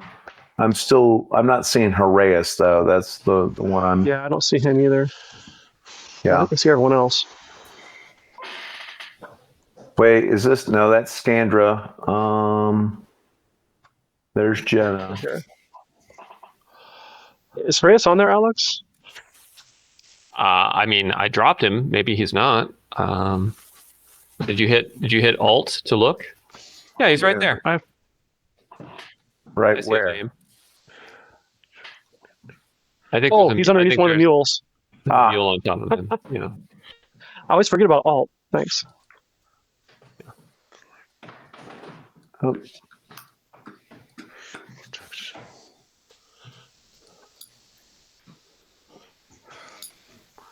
All right, there we go. Okay.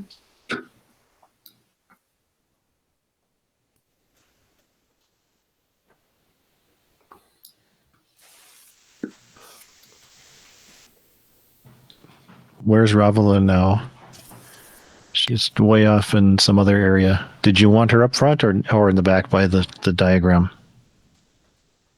He should be around the mules. He's one of the ones who's helping guide the mules. She's supposed to be where she is on the diagram. Yeah. Okay, so back here more.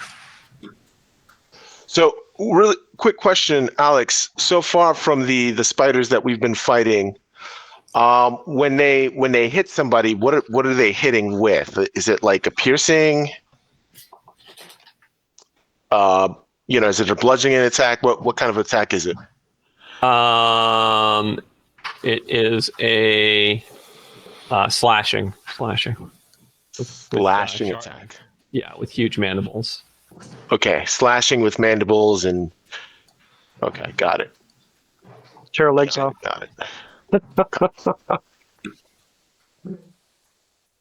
All right, so you guys are all in position. I think so. Okay, making your way.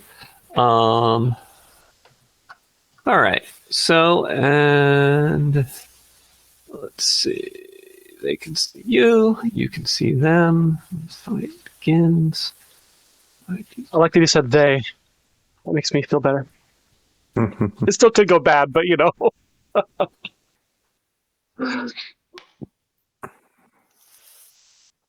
All right, so.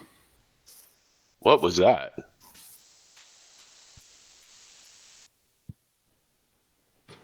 That was the initial encounter distance.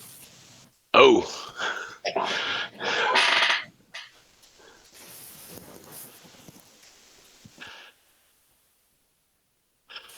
Actually, yeah, fix that.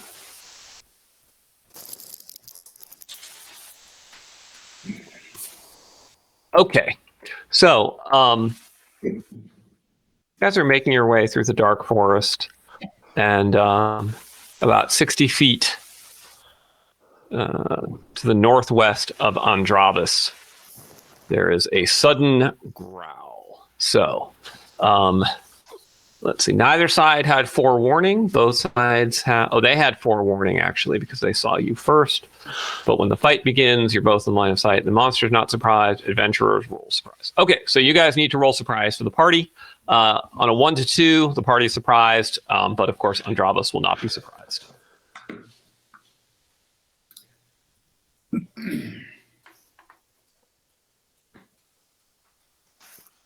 Someone needs to roll 1d6 for me. Andravis. Andravis, I thought Andravis was rolling. Oh, I thought Sean was. Oh, well, okay. Roll 1d6. No problem. Party is not surprised, so we go right into combat as you spot them in time to avoid terrified. Testing. Jenna is going to run. Run? Yes. You mean retreat? Well, yes, but she can if she can run it 3 times, correct? Yeah, because we have to declare our disengages and everything. You have to declare it if it's You mean a full a round fighting action. withdrawal? for running. No, you only have. You don't have to declare a full round action. You only have to declare with if it's a fighting withdrawal, a spell cast, or a retreat. She's not engaged, so it's not a retreat. So you don't have to declare anything. Okay. Okay. So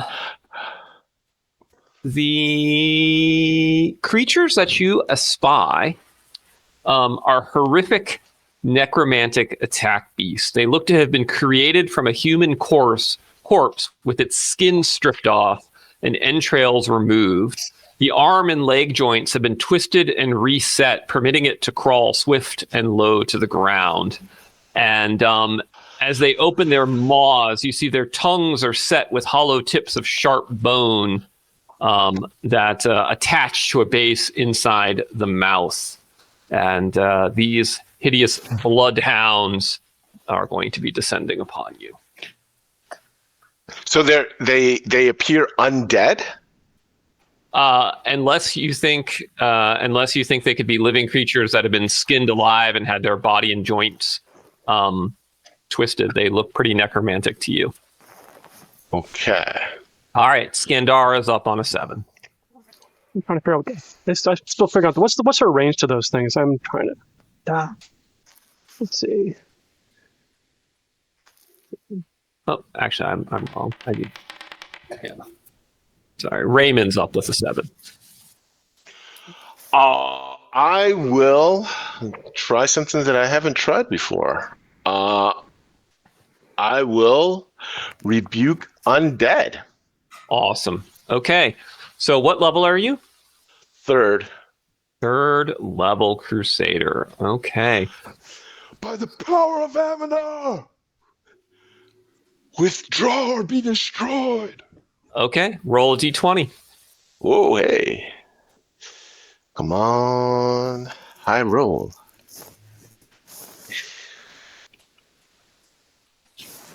Okay.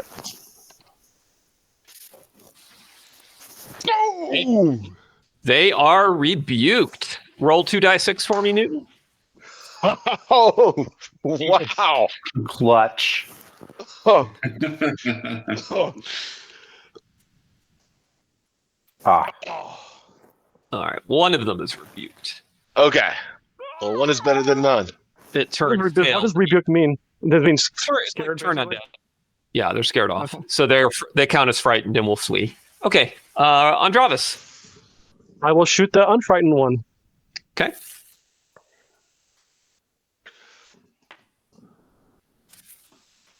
Miss. I'm here. All right. So the frightened one is up next, and he flees the battlefield. He is gone. Okay. He is not sticking around to deal with a freaking jerk cleric. Okay. Horaeus is up. All right. Horaeus, being at the rear, is going to hold action in case anything approaches from the rear. Okay. Got it. All right. So who's up next? Ravila. Ravila is holding. Okay. Agalor? Should Agalor hold tactically and then wait to shoot, or should he try to move forward and shoot? He could ready to shoot when it gets in short range. Ready to shoot. All right, he's going to ready to shoot, and Avro's in the back then, so he's next. Avro's gonna ready to shoot also, and kind of keep an eye out in case something comes from the rear. Okay, sounds good. Hunting dog. I tell him to wait. Yep. Hold Higlak. your ground. You got to dismount. Okay, big leg dismounts and That's your movement action. And then what? Ready to attack? basically he's going to ready a hand axe if to throw if the dog gets within range. Okay. Skandara? He is going to ready for the range as well. Okay. Bombor? Bomber is going to he's going to go full defense. Full defense from Bombor. Okay. Perennius. So Tyrannius is either going to cast his spell or he's going to ready to cast it later. I don't see them on the map, so I don't know where they are in relation to us. Up there. Top left.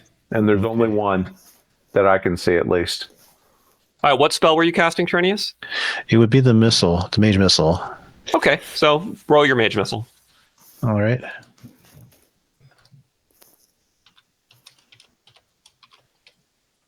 We're finding really good use of that. Oh, snap. That's so awesome. You got to do it again. You did the. Oh, sure. I forgot the R. Got the order wrong. Okay, 3 points on the bloodhound. Whoosh. Miniature bolt of lightning shoots into it, and the bloodhound is up, and it comes charging forward. And it charges for Higlak, I think. Okay. So everyone who's ready to shoot at short range, go ahead. All right. Because I'm charging, I'm at -2 initiative, -2 to AC. All right, Go so ahead, do a +2 player on characters it. first. No, I'm just letting you know that I have an AC. You don't need to make any modifier. I don't see Jenna on there. I'll assume that she can take a shot on the She's on there. initiative. Oh, that's weird. All right. There's Skandara coming. Next. Hits AC2. All right, it's dead. It's dead. It's no. Okay. This thing comes bounding in, snarling, and just there's a hand axe buries itself into its snout. Arrows pepper its body, and it dies. Nice. Okay. Definitely should check it. It might have some interesting monster parts. Yeah. I don't know, man. I almost feel like this thing needs to be destroyed because it seems that was as if it was made from human bodies, right? Mm-hmm. Yeah, we should dispose of this in in a respectful way, given that it's befouled human corpses. We should probably burn it, but that will take some time. This, I mean, this is where we're camping for the night. So if we could Nearby, potentially try to burn it. So Zahak flies over and he says, creations of the blackest necromancy made by the great Zaharans of the past. So impressive. So tragic it was destroyed, Master. Sahak, can you tell when it was made? He says, very long ago. It was, very long ago. Are these long-lived? They lived forever until destroyed, Master. Amazing. It's such a good life. One day this I will know. I imagine at one point there was a vast pack of them, and these were the only two that survived. In the days of glorious Zahar, we would hunt humans with them. Oh, it was good times. We need to slap this dude. There's some things we don't speak of. He flies over to you and he says, "Protect me from the evil Crusader." Evil Crusader. I like the way he thinks. His solar malevolence is terrifying. Sahak, there's a new power. Just wait when I can rebuke infernal. No. That's Don't rebuke me. Okay. All right, so you guys can set up camp somewhere safe nearby, and And I guess the next day you start looking for what you came for. Yep. Indeed, we do. Is that the first of the next month? Am I reading that right? Let's see if that is the case. Indeed, it is the first day of the Festival of the Reaping. Maybe that's a good omen too. That is a great omen. Okay, so the first of Nethelin is a balmy 79 degrees and partly cloudy skies, far more pleasant than the summer weather earlier in the month, or late last month. And so what I need is, it is time for a layer search. So this is a mechanic you guys haven't yet had an opportunity to experience. So every hour, you get a chance to search. So what is your expedition movement? So you guys are moving at 120, so that's 24 miles a day, but you're in forest, so it's at 18. So that means your target value for searching is 17 plus. Does anybody have tracking proficiency? I do. I'm pretty sure. Okay. All right. So then you Yes, get. I do. Then you get +4. Okay. So and then each hour there's a chance of a encounter as well. So I'm going to make some GM rolls now. Okay. So first. Okay. So we have a 1/3 chance basically each hour to find it. Yeah, more or less. And you can search all day. Yeah. All right, and let's see what happens here.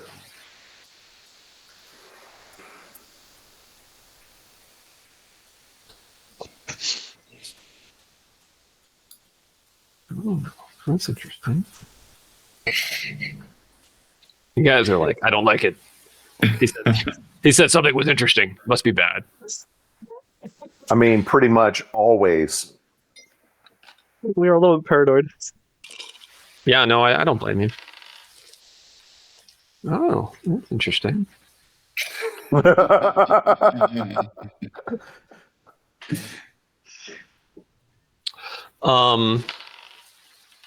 I'll take the petting zoo encounter any day. Right, That was awesome. right. Ever been to one of those zoos with the little goats? They are pretty cute. Yeah, they are. Yes. Okay. So as you guys, continue to, as you guys search around through the forest, you realize that to do a thorough search, you're going to have to descend down a scrambling descent of about 600 feet. It's not a particularly difficult climb or rappel, but it is a climb, and there's a chance people could fall. Or, if you'd like, you could attempt to bypass it and find another route, which may take multiple hours. It's up to you.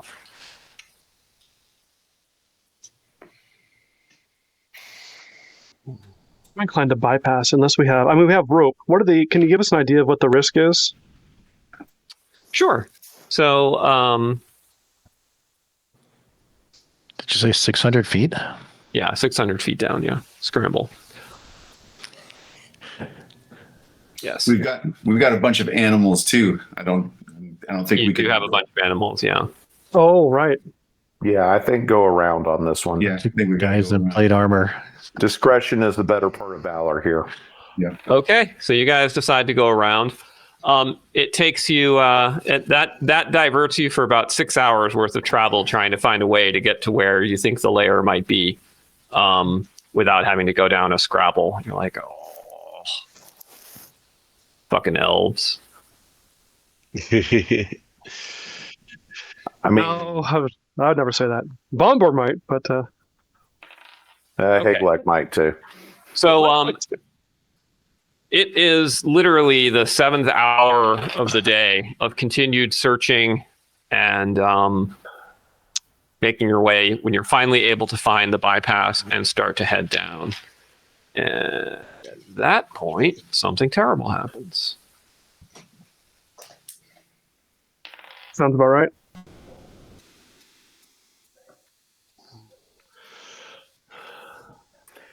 And when Alex says something terrible happens, you know that he's not messing around. Right. No. All right. So we'll use the same map to represent the forest area. And None of us moved, so we can stay in the same formation. That makes it Right. easy. I know too. again. Okay. 60 feet. All right. And- okay. So just off in the distance, you espy what looks to be an old carved column that might lead, of the sort that you use in colonnades to lead up to temples. And you are filled with glee at having presumably found your destination when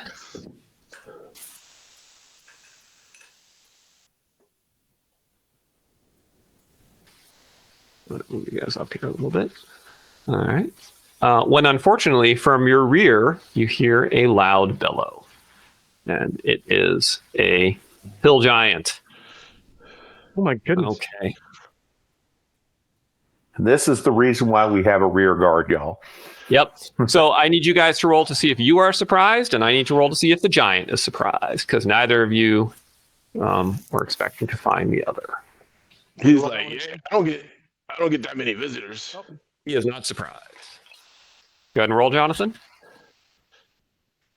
Oh, we've seen it I all. see a 5, and I raise you a 5.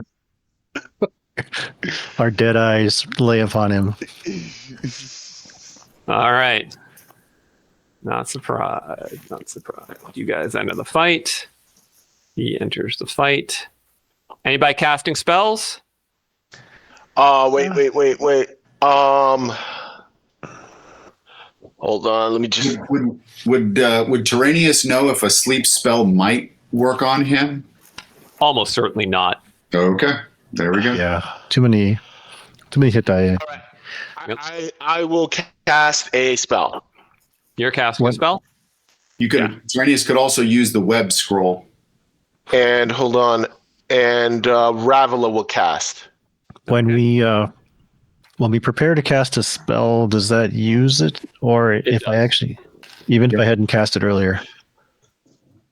So I have one Sorry. left? No. So it's you cast. Well, actually, I did cast it. Never mind. Yeah, you Yes. cast Mage Missile earlier, so you have. Yep, so I have one you're left. Are you second level? Yes. Yeah, so you have one more spell today. Yeah. Oh, Mage Missile. That was the fight with the Blood Beast was the night before, so he should be fresh up. No, but I. Oh, you're right. No, he's right. He's right. You guys. Yes. You guys. True. Yeah. So you have 2 spells. I'm casting. I forgot we did sleep overnight. Okay. I'm casting Mage Missile. All right. So the mules lead the initiative order, which is hilarious. We'll go ahead and remove the mules. So Ravila leads the initiative order. Whoa! All right. So Ravila is like, Oh, I rolled a 1 on the hill giant. Man. oh yeah. Okay. Oh. So Ravila lets off a holy circle so that everybody within the 10 feet radius of her gets, and she's in the middle of the party, I think, right? So everybody in that area gets a +1 to their AC, which in hill giant terms is a big deal. Well, not really, but every little bit it helps is gonna against the hill giant. So Okay. So Alex, I noticed that Andravis, Jenna, and Skandara all didn't make the order. I don't know why they didn't, but we'll get them in there. Is there something distance related where they were a little bit further away? I must have just missed them. Who didn't get in there? Skandara? Skandara, Jenna, and Andravis. I don't even see Skandara. Where is she? She's on the on the right. right She was flank. on the right. Oh, she got scooched back. She shouldn't be there. She should be up parallel with. Oh, okay. I see. Yeah, go ahead and move her where she should be. Yeah, she didn't move with everybody else here. All right. Okay, no problem. So let me add you guys in. Boom, boom. Okay. So Skandara is up. Oh, okay. That's a long ways away. So she's going to advance up to about here. Is it working? Oh, I had the ruler thing activated. Oh, I unactivate that. How do you deactivate the ruler? Let's get movement. Oh, there we go. Oh, you just yeah. I haven't really been messing with those things on the right, or on the left. So she'll advance to about here, and then she'll ready to shoot it when it comes into short range. Okay, got it. Let's see. Then Ravela has done that. Castinus? I'm having. If somebody can move me, just move me to the right, and I will behind that tree, and I will ready to shoot him when he comes in close range. Yeah. Wait, Higlak. Wait. Higlak, wait for me. Wait for me. Okay. All right. Okay. Castinus, Agalor. Aguilar's going to move back towards Scandara and ready to shoot when he comes in range, close range. Okay. So I can move 30, right? Yeah, probably. Yeah. Well, no, is he in plate? Yeah. Yeah, so he can move 60 feet full speed or 20 feet combat speed. Okay, well, he's going to move 20 then. Okay. All right. Tyrenius, your spell? Okay.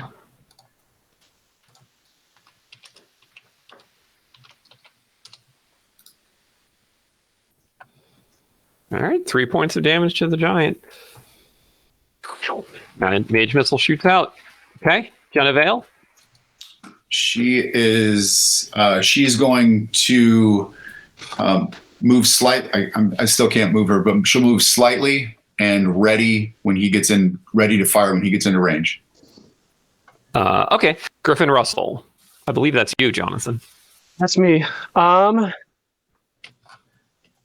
see, he does not. Let's see, he is going to delay with him. He can't use spears yet.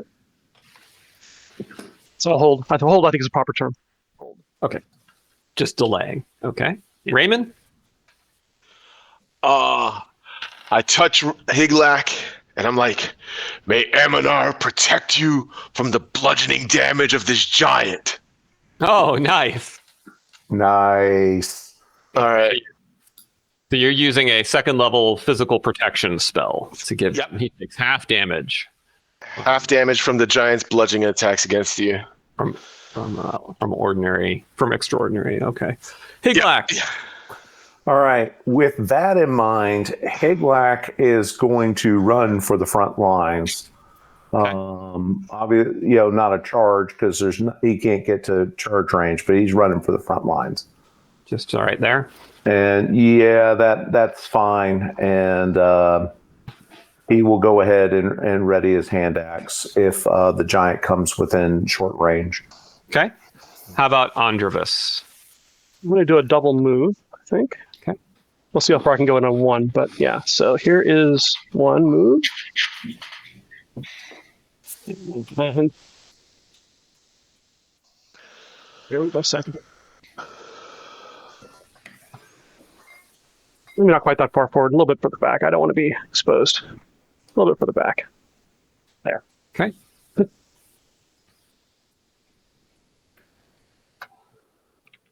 Avro.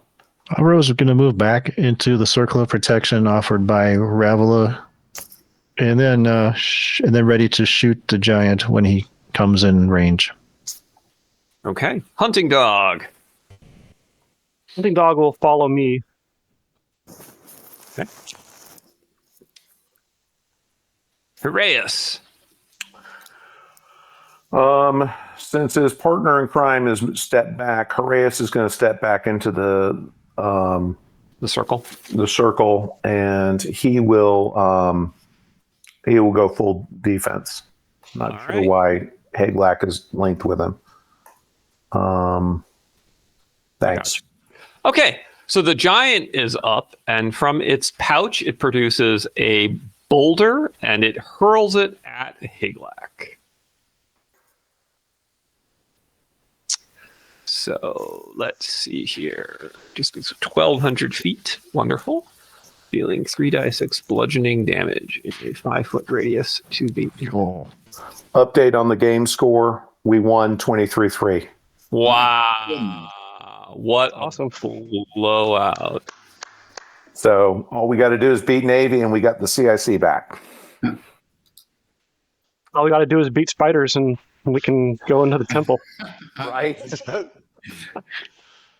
I got Okay. here. So here comes my attack throw with the boulder. What is your armor class, Higlak? 7. 7. Okay. So I need 10 or higher to hit you directly, and 3 or higher to just get in the general area. Oh no! Oh! Why? All right. And so that puts Heraeus and Abaquelis also in range of the explosion of the boulder shattering on Higlak. So Avro and Heraeus need to make saving throws versus blast. Well, I'm glad that I put that spell on you. They also get that +1 for the saving throw right from the circle. Is that correct? Yeah, I think that's right. Yes, that's good. All right. So Higlak, you take 7 points because of your protective magic. Awesome sauce. Oh, yes. What is that? Oh, that's saving throw. Avril avoids the shrapnel. And let's see. Solid. Reyes needs to roll. Yeah. The shield comes And up. does he get any bonus for being on full defense? We'll give him a +2. So that's +2 and +1. Full defense inside the circle. Newton Yep. sneezed when you answered, Alex. We missed it. Okay. Oh, +3. So you're at +3. Okay. All right. So Avro, you took 7 points. You took half damage from the blast. Oh, he still took 7. God. Yep. And so did Heraeus, took 7 from the blast. Okay. You're at 1. Do you have any idea how many stones, just based upon the size of these stones, how many he probably has in that knapsack of his? Oh, he's probably got 3 or 4 more, and he's also got a whole bunch he could just pick up from here. Whoa, what? Yeah. So you probably don't want to stand off from a hill giant. Roger. Okay. Got it. Mandonio. Okay, Mandonio will shoot with short bow. Okay. All right. He misses. War Dog. War Dog will just move forward and ready for next turn. Okay. Go ahead.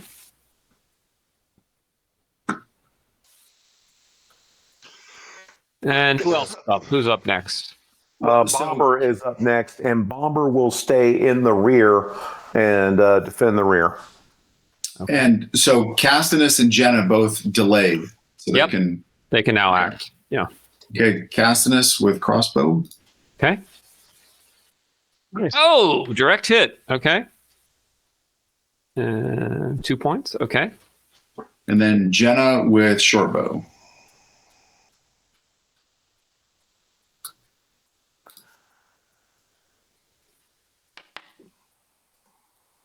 All right. Jenna bounces off its thick hide. All right. So we go to the next round. Well, I guess Avro is going to try to shoot at him. Avro was All right. ready. He wasn't delaying. He was readied, and the ready Okay. trigger didn't go off. So, Okay. yep. All right. So anybody casting next round? Anybody casting? Wait. I'm I'm just going to kinda maintain. Yep. Wait. Yeah, you're maintaining. Hold on. I just want to.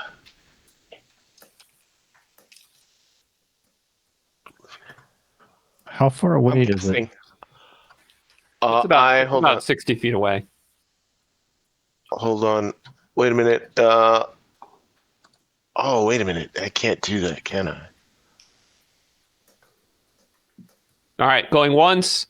Going Yeah, twice. no, I'm not casting. Not casting. Okay.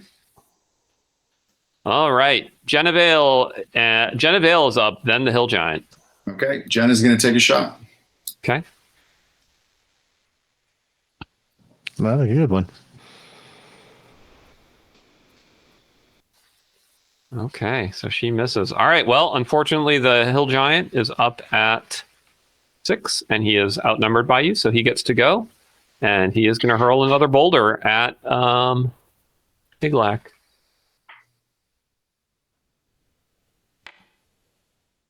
Boom! Another direct hit. Rack. Oh, good. 8 points. So Higlak takes 4, and Haraeus and Avro need to save. All right. This is bad, actually. Mm-hmm.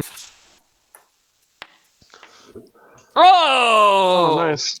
Amazing for Haraeus. So he only takes 4, but he's still dropped to -3. Yep. Okay.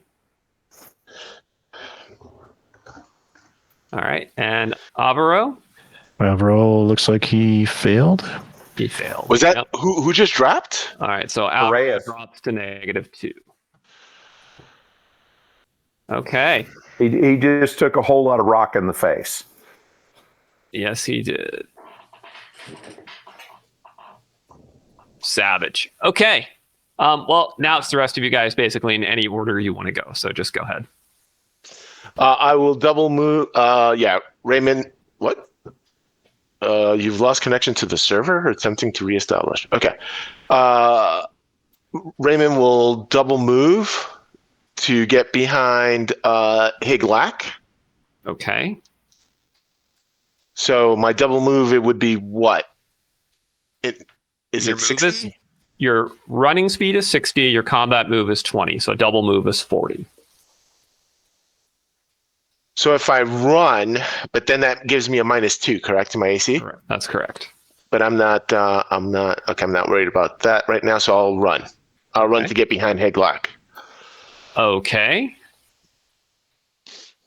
Mandonio will shoot. All right.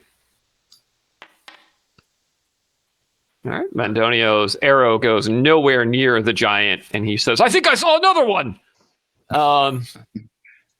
Scandara, Castinus will shoot. Castinus, do it.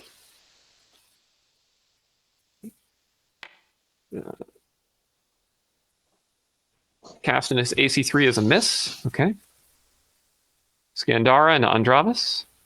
Scandara is going to advance to take cover behind this rock here, Okay. and then she'll shoot. All right. And is that medium distance or is that short?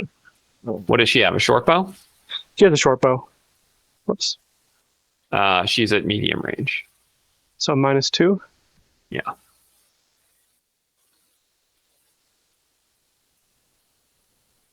Miss. To miss.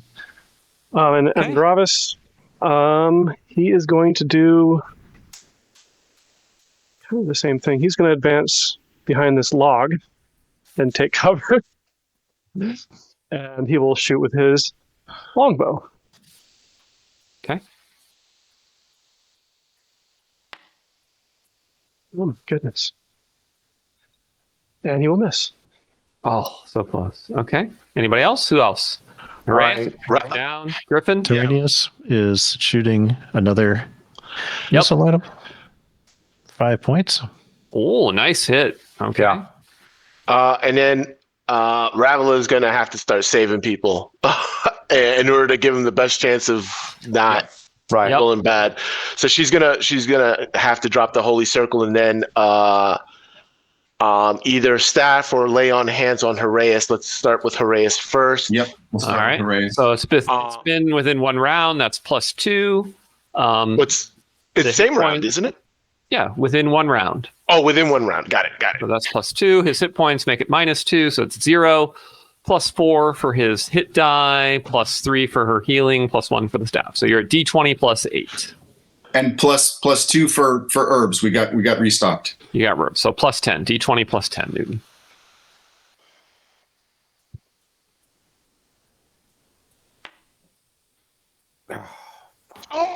Oh, 17. 17. It's not bad.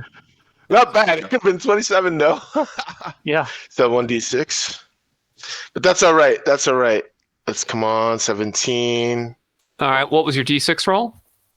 5. 17.5. Okay. So, all right. So his ear was turned to cauliflower, minor scarring. He is at 1 hit point, and he just needs some magical healing for a night of and 1 night of bed rest. Okay. That's not bad, actually. No, that could have been a lot worse. So his helmet took the brunt of the blow. When you get the helmet off him, you see one of his ears is cauliflowered. Actually, that's an interesting question. Does he have a heavy helm? Check it out. I think he does. Yes, he does have a heavy helm. Oh. So Well, that would have that means it was- activated a 19. Same result. Same result. Okay. Yeah, 16 to 20 is the same result. Okay. Let's see. Tyrannius Higlak has not gone, so whenever y'all are ready for that. Go ahead, Higlak. Go for All it. right. Can he charge at this distance? Yeah, he can charge it. All right. He's charging the giant. Okay. Rah! Make your attack. You get +2.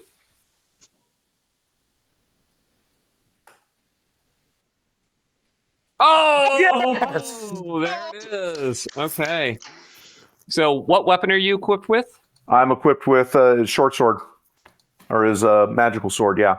With your magical sword. Okay, so you did 8 points to me. That's a good hit. Okay. So the giant lurches back from the unexpected brutality of your assault, and then says in crude common, "I eat you first." Okay. Come get some. Anybody else? The la- Anybody else? The last thing is yeah. I send the war dog forward as far as it can get. It'll help attack next turn. War dog. Aglor's going to Okay. try to charge, but I don't know if Aglor can reach him or not. So- Aglor can charge 60 feet. So Okay. Are we still in that? Okay. Oh, we're still in the same. Okay. So. Same initiative, yeah. Oh, okay. We're No, still so in we the same can't reach him. initiative. Okay. okay, the war dog I- can charge 150 feet. So he can. Okay. Then the war dog can charge into contact. Yeah. So the war dog can charge into contact. Yeah. Okay. And it will. Okay. So go ahead and attack with the war dog. Here he goes. Oh, he hits. Nice. It's a room for Griffin to charge. Can Griffin fit in on the charge? Yeah, Griffin can get in there. He's going to charge. I killed a demon. I'm going to kill you. That's exactly how he says it. Let's see. I think he's got a warhammer. He'll use the warhammer. It's probably his favorite weapon. So he's got a +2 on attack. Yep. For the charge. He's got to swing that 40,000 times. Oh. He does 2 points. Hey, 2 points is 2 points. Can I send? Let's see. My hunting dog should be able to run in too. So I want my $2. follow your buddy. So he'll charge. I gotta find his character sheet. I don't know. Second here. How far did you charge? How There we far go. is that distance? 100 feet. I didn't measure. I know that if Higlak can make it, I know the war dog and Yeah, Griffin sure. can make it because they're faster. So I didn't measure. I just Yep. all right. Oh, does that work? The war dog hits AC 6? 6. Yeah, that hits. Another 2 points. Okay. Good job, Zealot. How far can Aglor run if he was just going to do a double move and try as far as he can to get in? So close? running is a full round. Okay. So he can go 60 feet, and he ends up with -2 AC. But that's okay because the guy is engaged, so he's not going to be. Yeah. Okay. All right. Well, this giant is not happy about the direction things are going.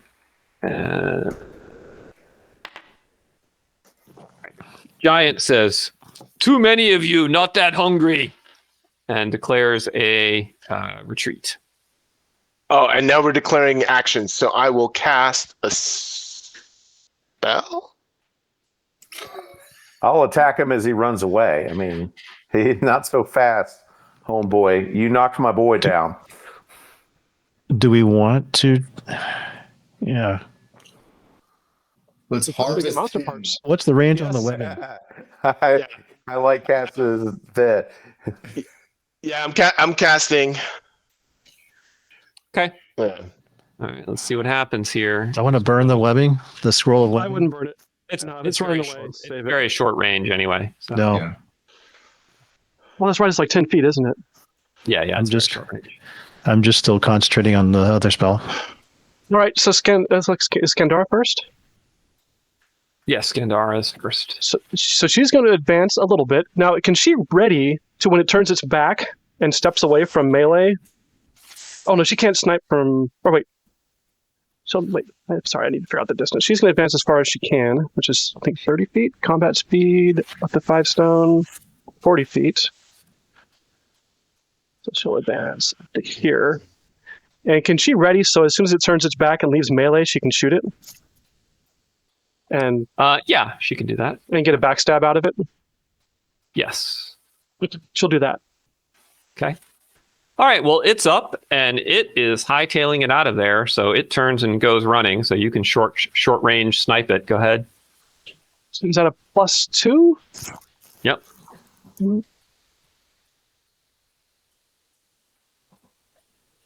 Oh my goodness. Oh. All right. Very unfortunate.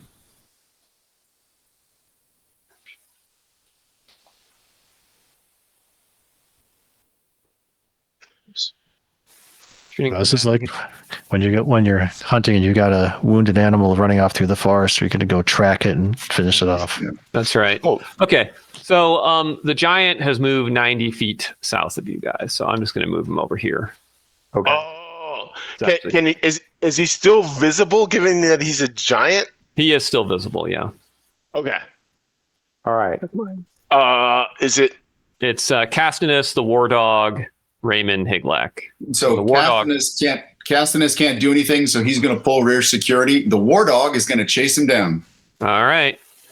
Castanus, your crossbow has a short range of 140 feet. He could probably hit it. Yeah, but I would say there's no practical way I could see through all Yeah, of that. okay. Because remember, he's further south, so Yeah. he's not sideways. I just didn't have any room to put him. So Oh, I he's know. out. I was. Okay, War Dog friend, go ahead and attack. War dog, here he comes. All right, so the War Dog charged, hit AC 5, also from the rear, so he does 5 points. Wow, the War Dog is just tearing this thing apart, ripping at its feet. You see thigh. Let the dogs out. Yeah, he's a very good Release the boy. hounds. Okay. Higlak, Actually, Higlak will charge. well, and Raymond. Raymond, go ahead, Raymond. Okay, sorry. Yeah, sorry. How many? Given the fact that we were being peppered, because I'm casting Slingstone. Okay. Yep. So, because there's all sorts of stones around here, so why not?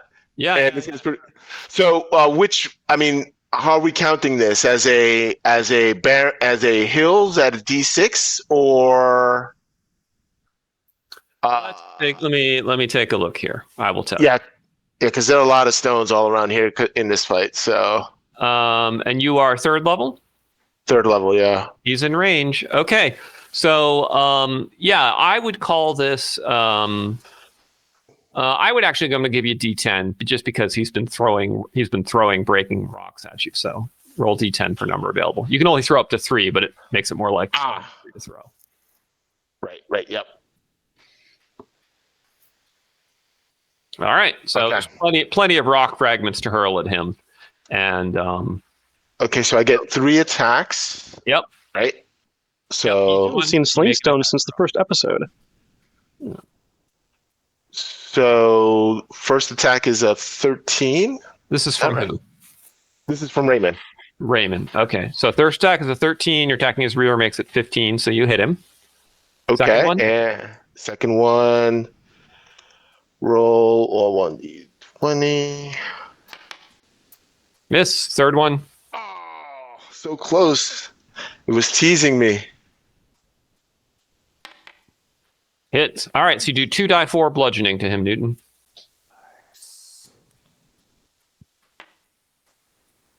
Four points. Okay. The stones hit him in the skull, and there's a crack, and he's bleeding from his scalp. And Higlak is up, who charges him from the rear. So Higlak and rage. and rage. Oh, Oh, Nice. wow. So +6.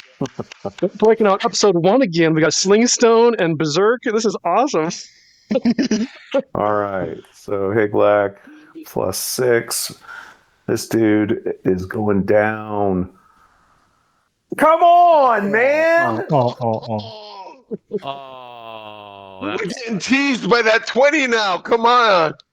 Oh, actually, it hits though, because he reduced his AC by 2 from running, and then you get +2 for rear and +2 for charge. Plus, yeah, no, actually, so you hit because his AC is normally 5 and he's running, so it's AC 3. So you hit for 8. Okay, that kills him. Yes! Yes! So Higlak charges in and finishes it off, and the dog begins to try and get a bone. Some healing on Avaro. Oh, nice lights there, Grant. Yeah. Yep. Oh, by the way, this guy's worst parts, but yes, Avro, it's round 2. It's the first round after he went down. So Round after, yep. So yeah. Oh man. That was excellent. Yeah, that was great. All things considered, that actually went fairly well. I mean, Could have gone a lot worse. Oh, yeah. had a couple of rough rounds there, but You know, the funny thing is that I was still trying to I was reading up on all my spells because now at 3rd level I've got access to 2nd level spells. And so I was like, oh, physical protection, you know? Yeah, that was great. That was a good spell. That was a game Alex, you got changer. Turok still in there. Let's put this.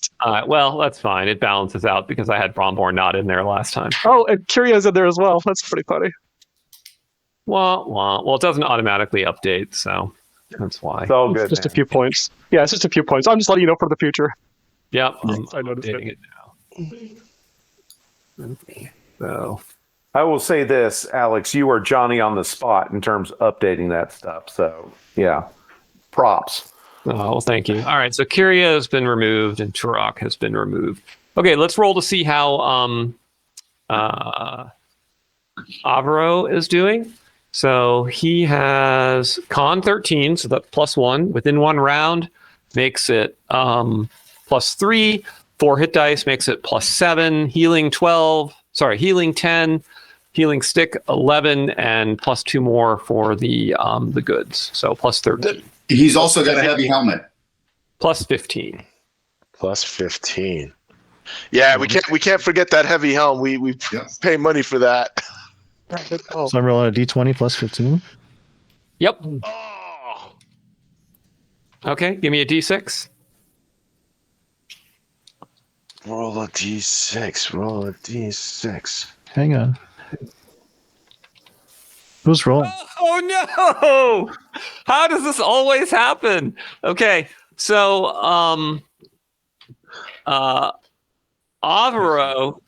Avaro's in shock. He's got 1 hit point, but he's looking down in horror between his legs, where he is bleeding profusely, and he's gripping his scrotum, and he's like, "My balls ruptured." Oh, God. No. Oh, man. now you're playing Axe, Wib. Oh my goodness. This is so sad. Oh wait, we need to get that fixed, okay? Oh. Damn. Mandonio turns to Jenna and he says, well, that's one less competition, eh? And Jenna just is like, you are the worst human being in the planet. And he's like, yeah, but I can get it up. Oh my God. Zahak says, quickly, collect his scrotum. It can be valuable for certain black magic. No. We're gonna get that taken care of. Come on now. Avaro's like, keep that thing away from my scrotum. Is he magical healing and 1 night bed rest also? Yep. And I put my hand on an Aguilar's shoulder or Avaro's shoulder and said, "Carpe scrotum, my brother. Carpe scrotum." All right. So do you guys want to give them some magic healing? Ravala's certainly got some. Yeah, she's got. Yes. Yeah. She's got one spell cast, and then she's got the staff and lay on hands. So I guess she used the staff to revive them, so she can lay on hands on one, and then do the cast on the other. Reyes has lay on hands too, so he could use his if he wanted to keep Ravala with a spell still. Yeah, there you go. Yeah. Just use a lay of hands on each. All right. Yeah. So Horaeus is up to 3 hit points. And Avro is up to... What level is Ravala? She's a Still silver. first level. All right. So he's... Yeah, she's on the brink of leveling though. Yep. So how many hit points is he up to? Oh, wait a minute. Did she just level? Like, literally, did she just level because of this encounter? I think literally this encounter leveled her. She's 10 points over Really? where she needs to be. Yeah, I mean, let me see, because Priestess is Oh, yeah, 2,000. she's leveled. She's level 2. Yep. Okay. Good. Oh, nice. Good job. Yeah. Okay. So he Oh, actually look, is... I didn't miss it then. because it's sweet. I mean, that also gives her an extra spell cast, actually. That's right. So instead of 2 first levels, now she has 3 first level. That's right. Awesome. Yeah, the Priestess spell progression is pretty interesting because it's like 2, 3, and then at 3rd level it's 3, 2. Like 3 first level and then 2 second level out of the blue. Yeah, what it is, it's 150% of the Crusader rounded even. I see. We are epic healers.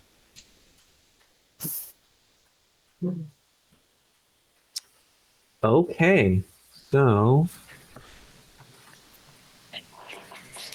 did you guys want to go look at the shrine now? We need to harvest harvest giant parts. Don't forget those. Oh, yeah. What do we do for healing though? Like Avro, he's not still at -2, is he?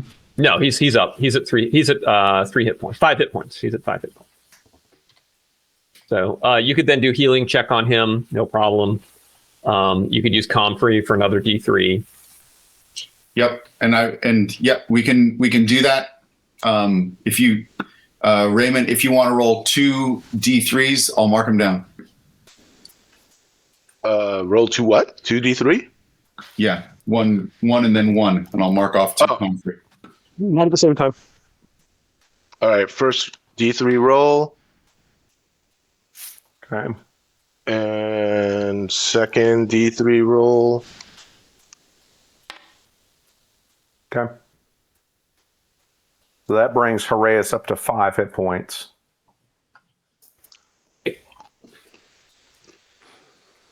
Okay, so Avro's at 5 out of 13, it looks like. Yeah. Well, we could also have Ravala attempt to cure light wounds and use 2 doses of wound wart. Yep, she can absolutely try that. It's a good idea. So using Raymond, using the healing chest, I think that gives you a +1, and then using 2 dose of wound wart, and so I think that's 2 healing checks at a +3.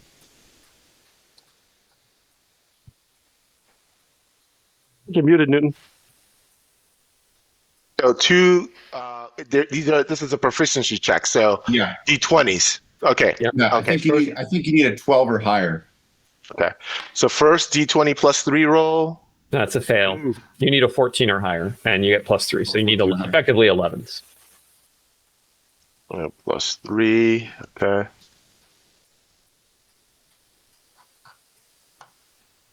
So I guess she helped success. Avro. She helped Avro. Yep. So Avro gets healed as if by cure serious wounds. So 2d6 plus her level. Wow. Wow. 2d6 +2. Yeah. Hold on. 2d6, not 1d6. Hold on. Oh, he's Holy good. crap. To go. Yeah. She says, "Not to worry. I've worked on a lot of eunuchs. It's no problem. Hurts a lot, but you'll be okay." He's like, "I'm not a eunuch." She kind of gives him the side eye and pats him on the shoulder. Would it be safe to say that as a company policy that if any henchman gets a a mortal wound that they want to have tended to, we'll be willing to pay it out of the company pocket. Yeah, Just how we just keep beware. things loyal. Yeah, just beware that we might get a demon hunting you, and we don't. They know the risks. But Hey, Avro, don't worry, we won't bust your balls. too late. All right. So the Finger my dagger. Very upset. Yeah. Dagger.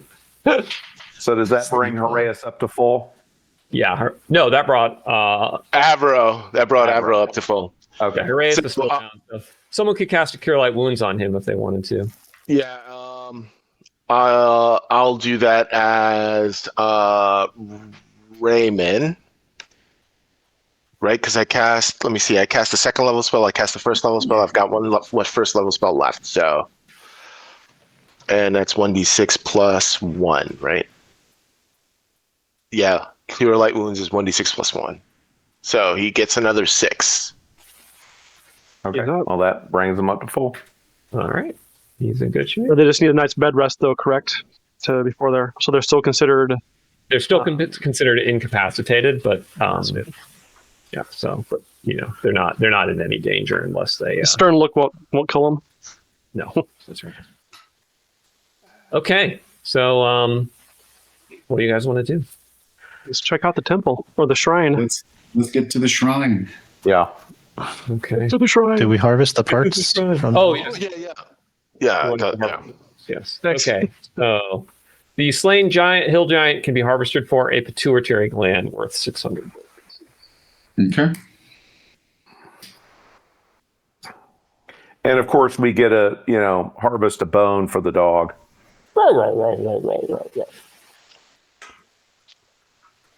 Somehow I feel we should also harvest his testes also, because why not? No. Okay. So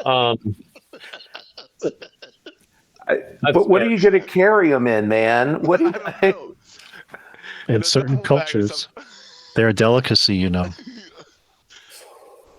For yeah. I mean, the guy had huge cojones attacking us the way he did. Oh, God. Avro looks like he wants to just throw himself on his sword now. He can't deal with it. You might say he had some big stones. Oh, man. Okay. Avro, worry not. We're going to take care of you. Hidden in the secluded forest clearing that you finally found is an ivory-covered shrine of white marble, sacred to Damara, the White Lady. It is clearly built by the elves when they ruled southern Argyle. And guarding the waters, you see a majestic creature, a white stallion with a dazzling horn rising out of its brow. everyone, sheathe your weapon. No weapons out from anybody. All weapons down. And I think Raymond has to approach. Okay. I lay down my mace outside the holy ground. Mm-hmm. And I approach. Okay. So Raymond, as you enter the overhead of the ruins, so there's a domed roof over top this that's kind of obviously not visible, because then you wouldn't be able to see the map. You espy that the ceiling of the shrine carries a map of southern Argyle as it stood before the Argolian War. The waters seem to radiate a calming, peaceful energy. And the unicorn looks at you, lowers its horn, and steps aside so you can drink.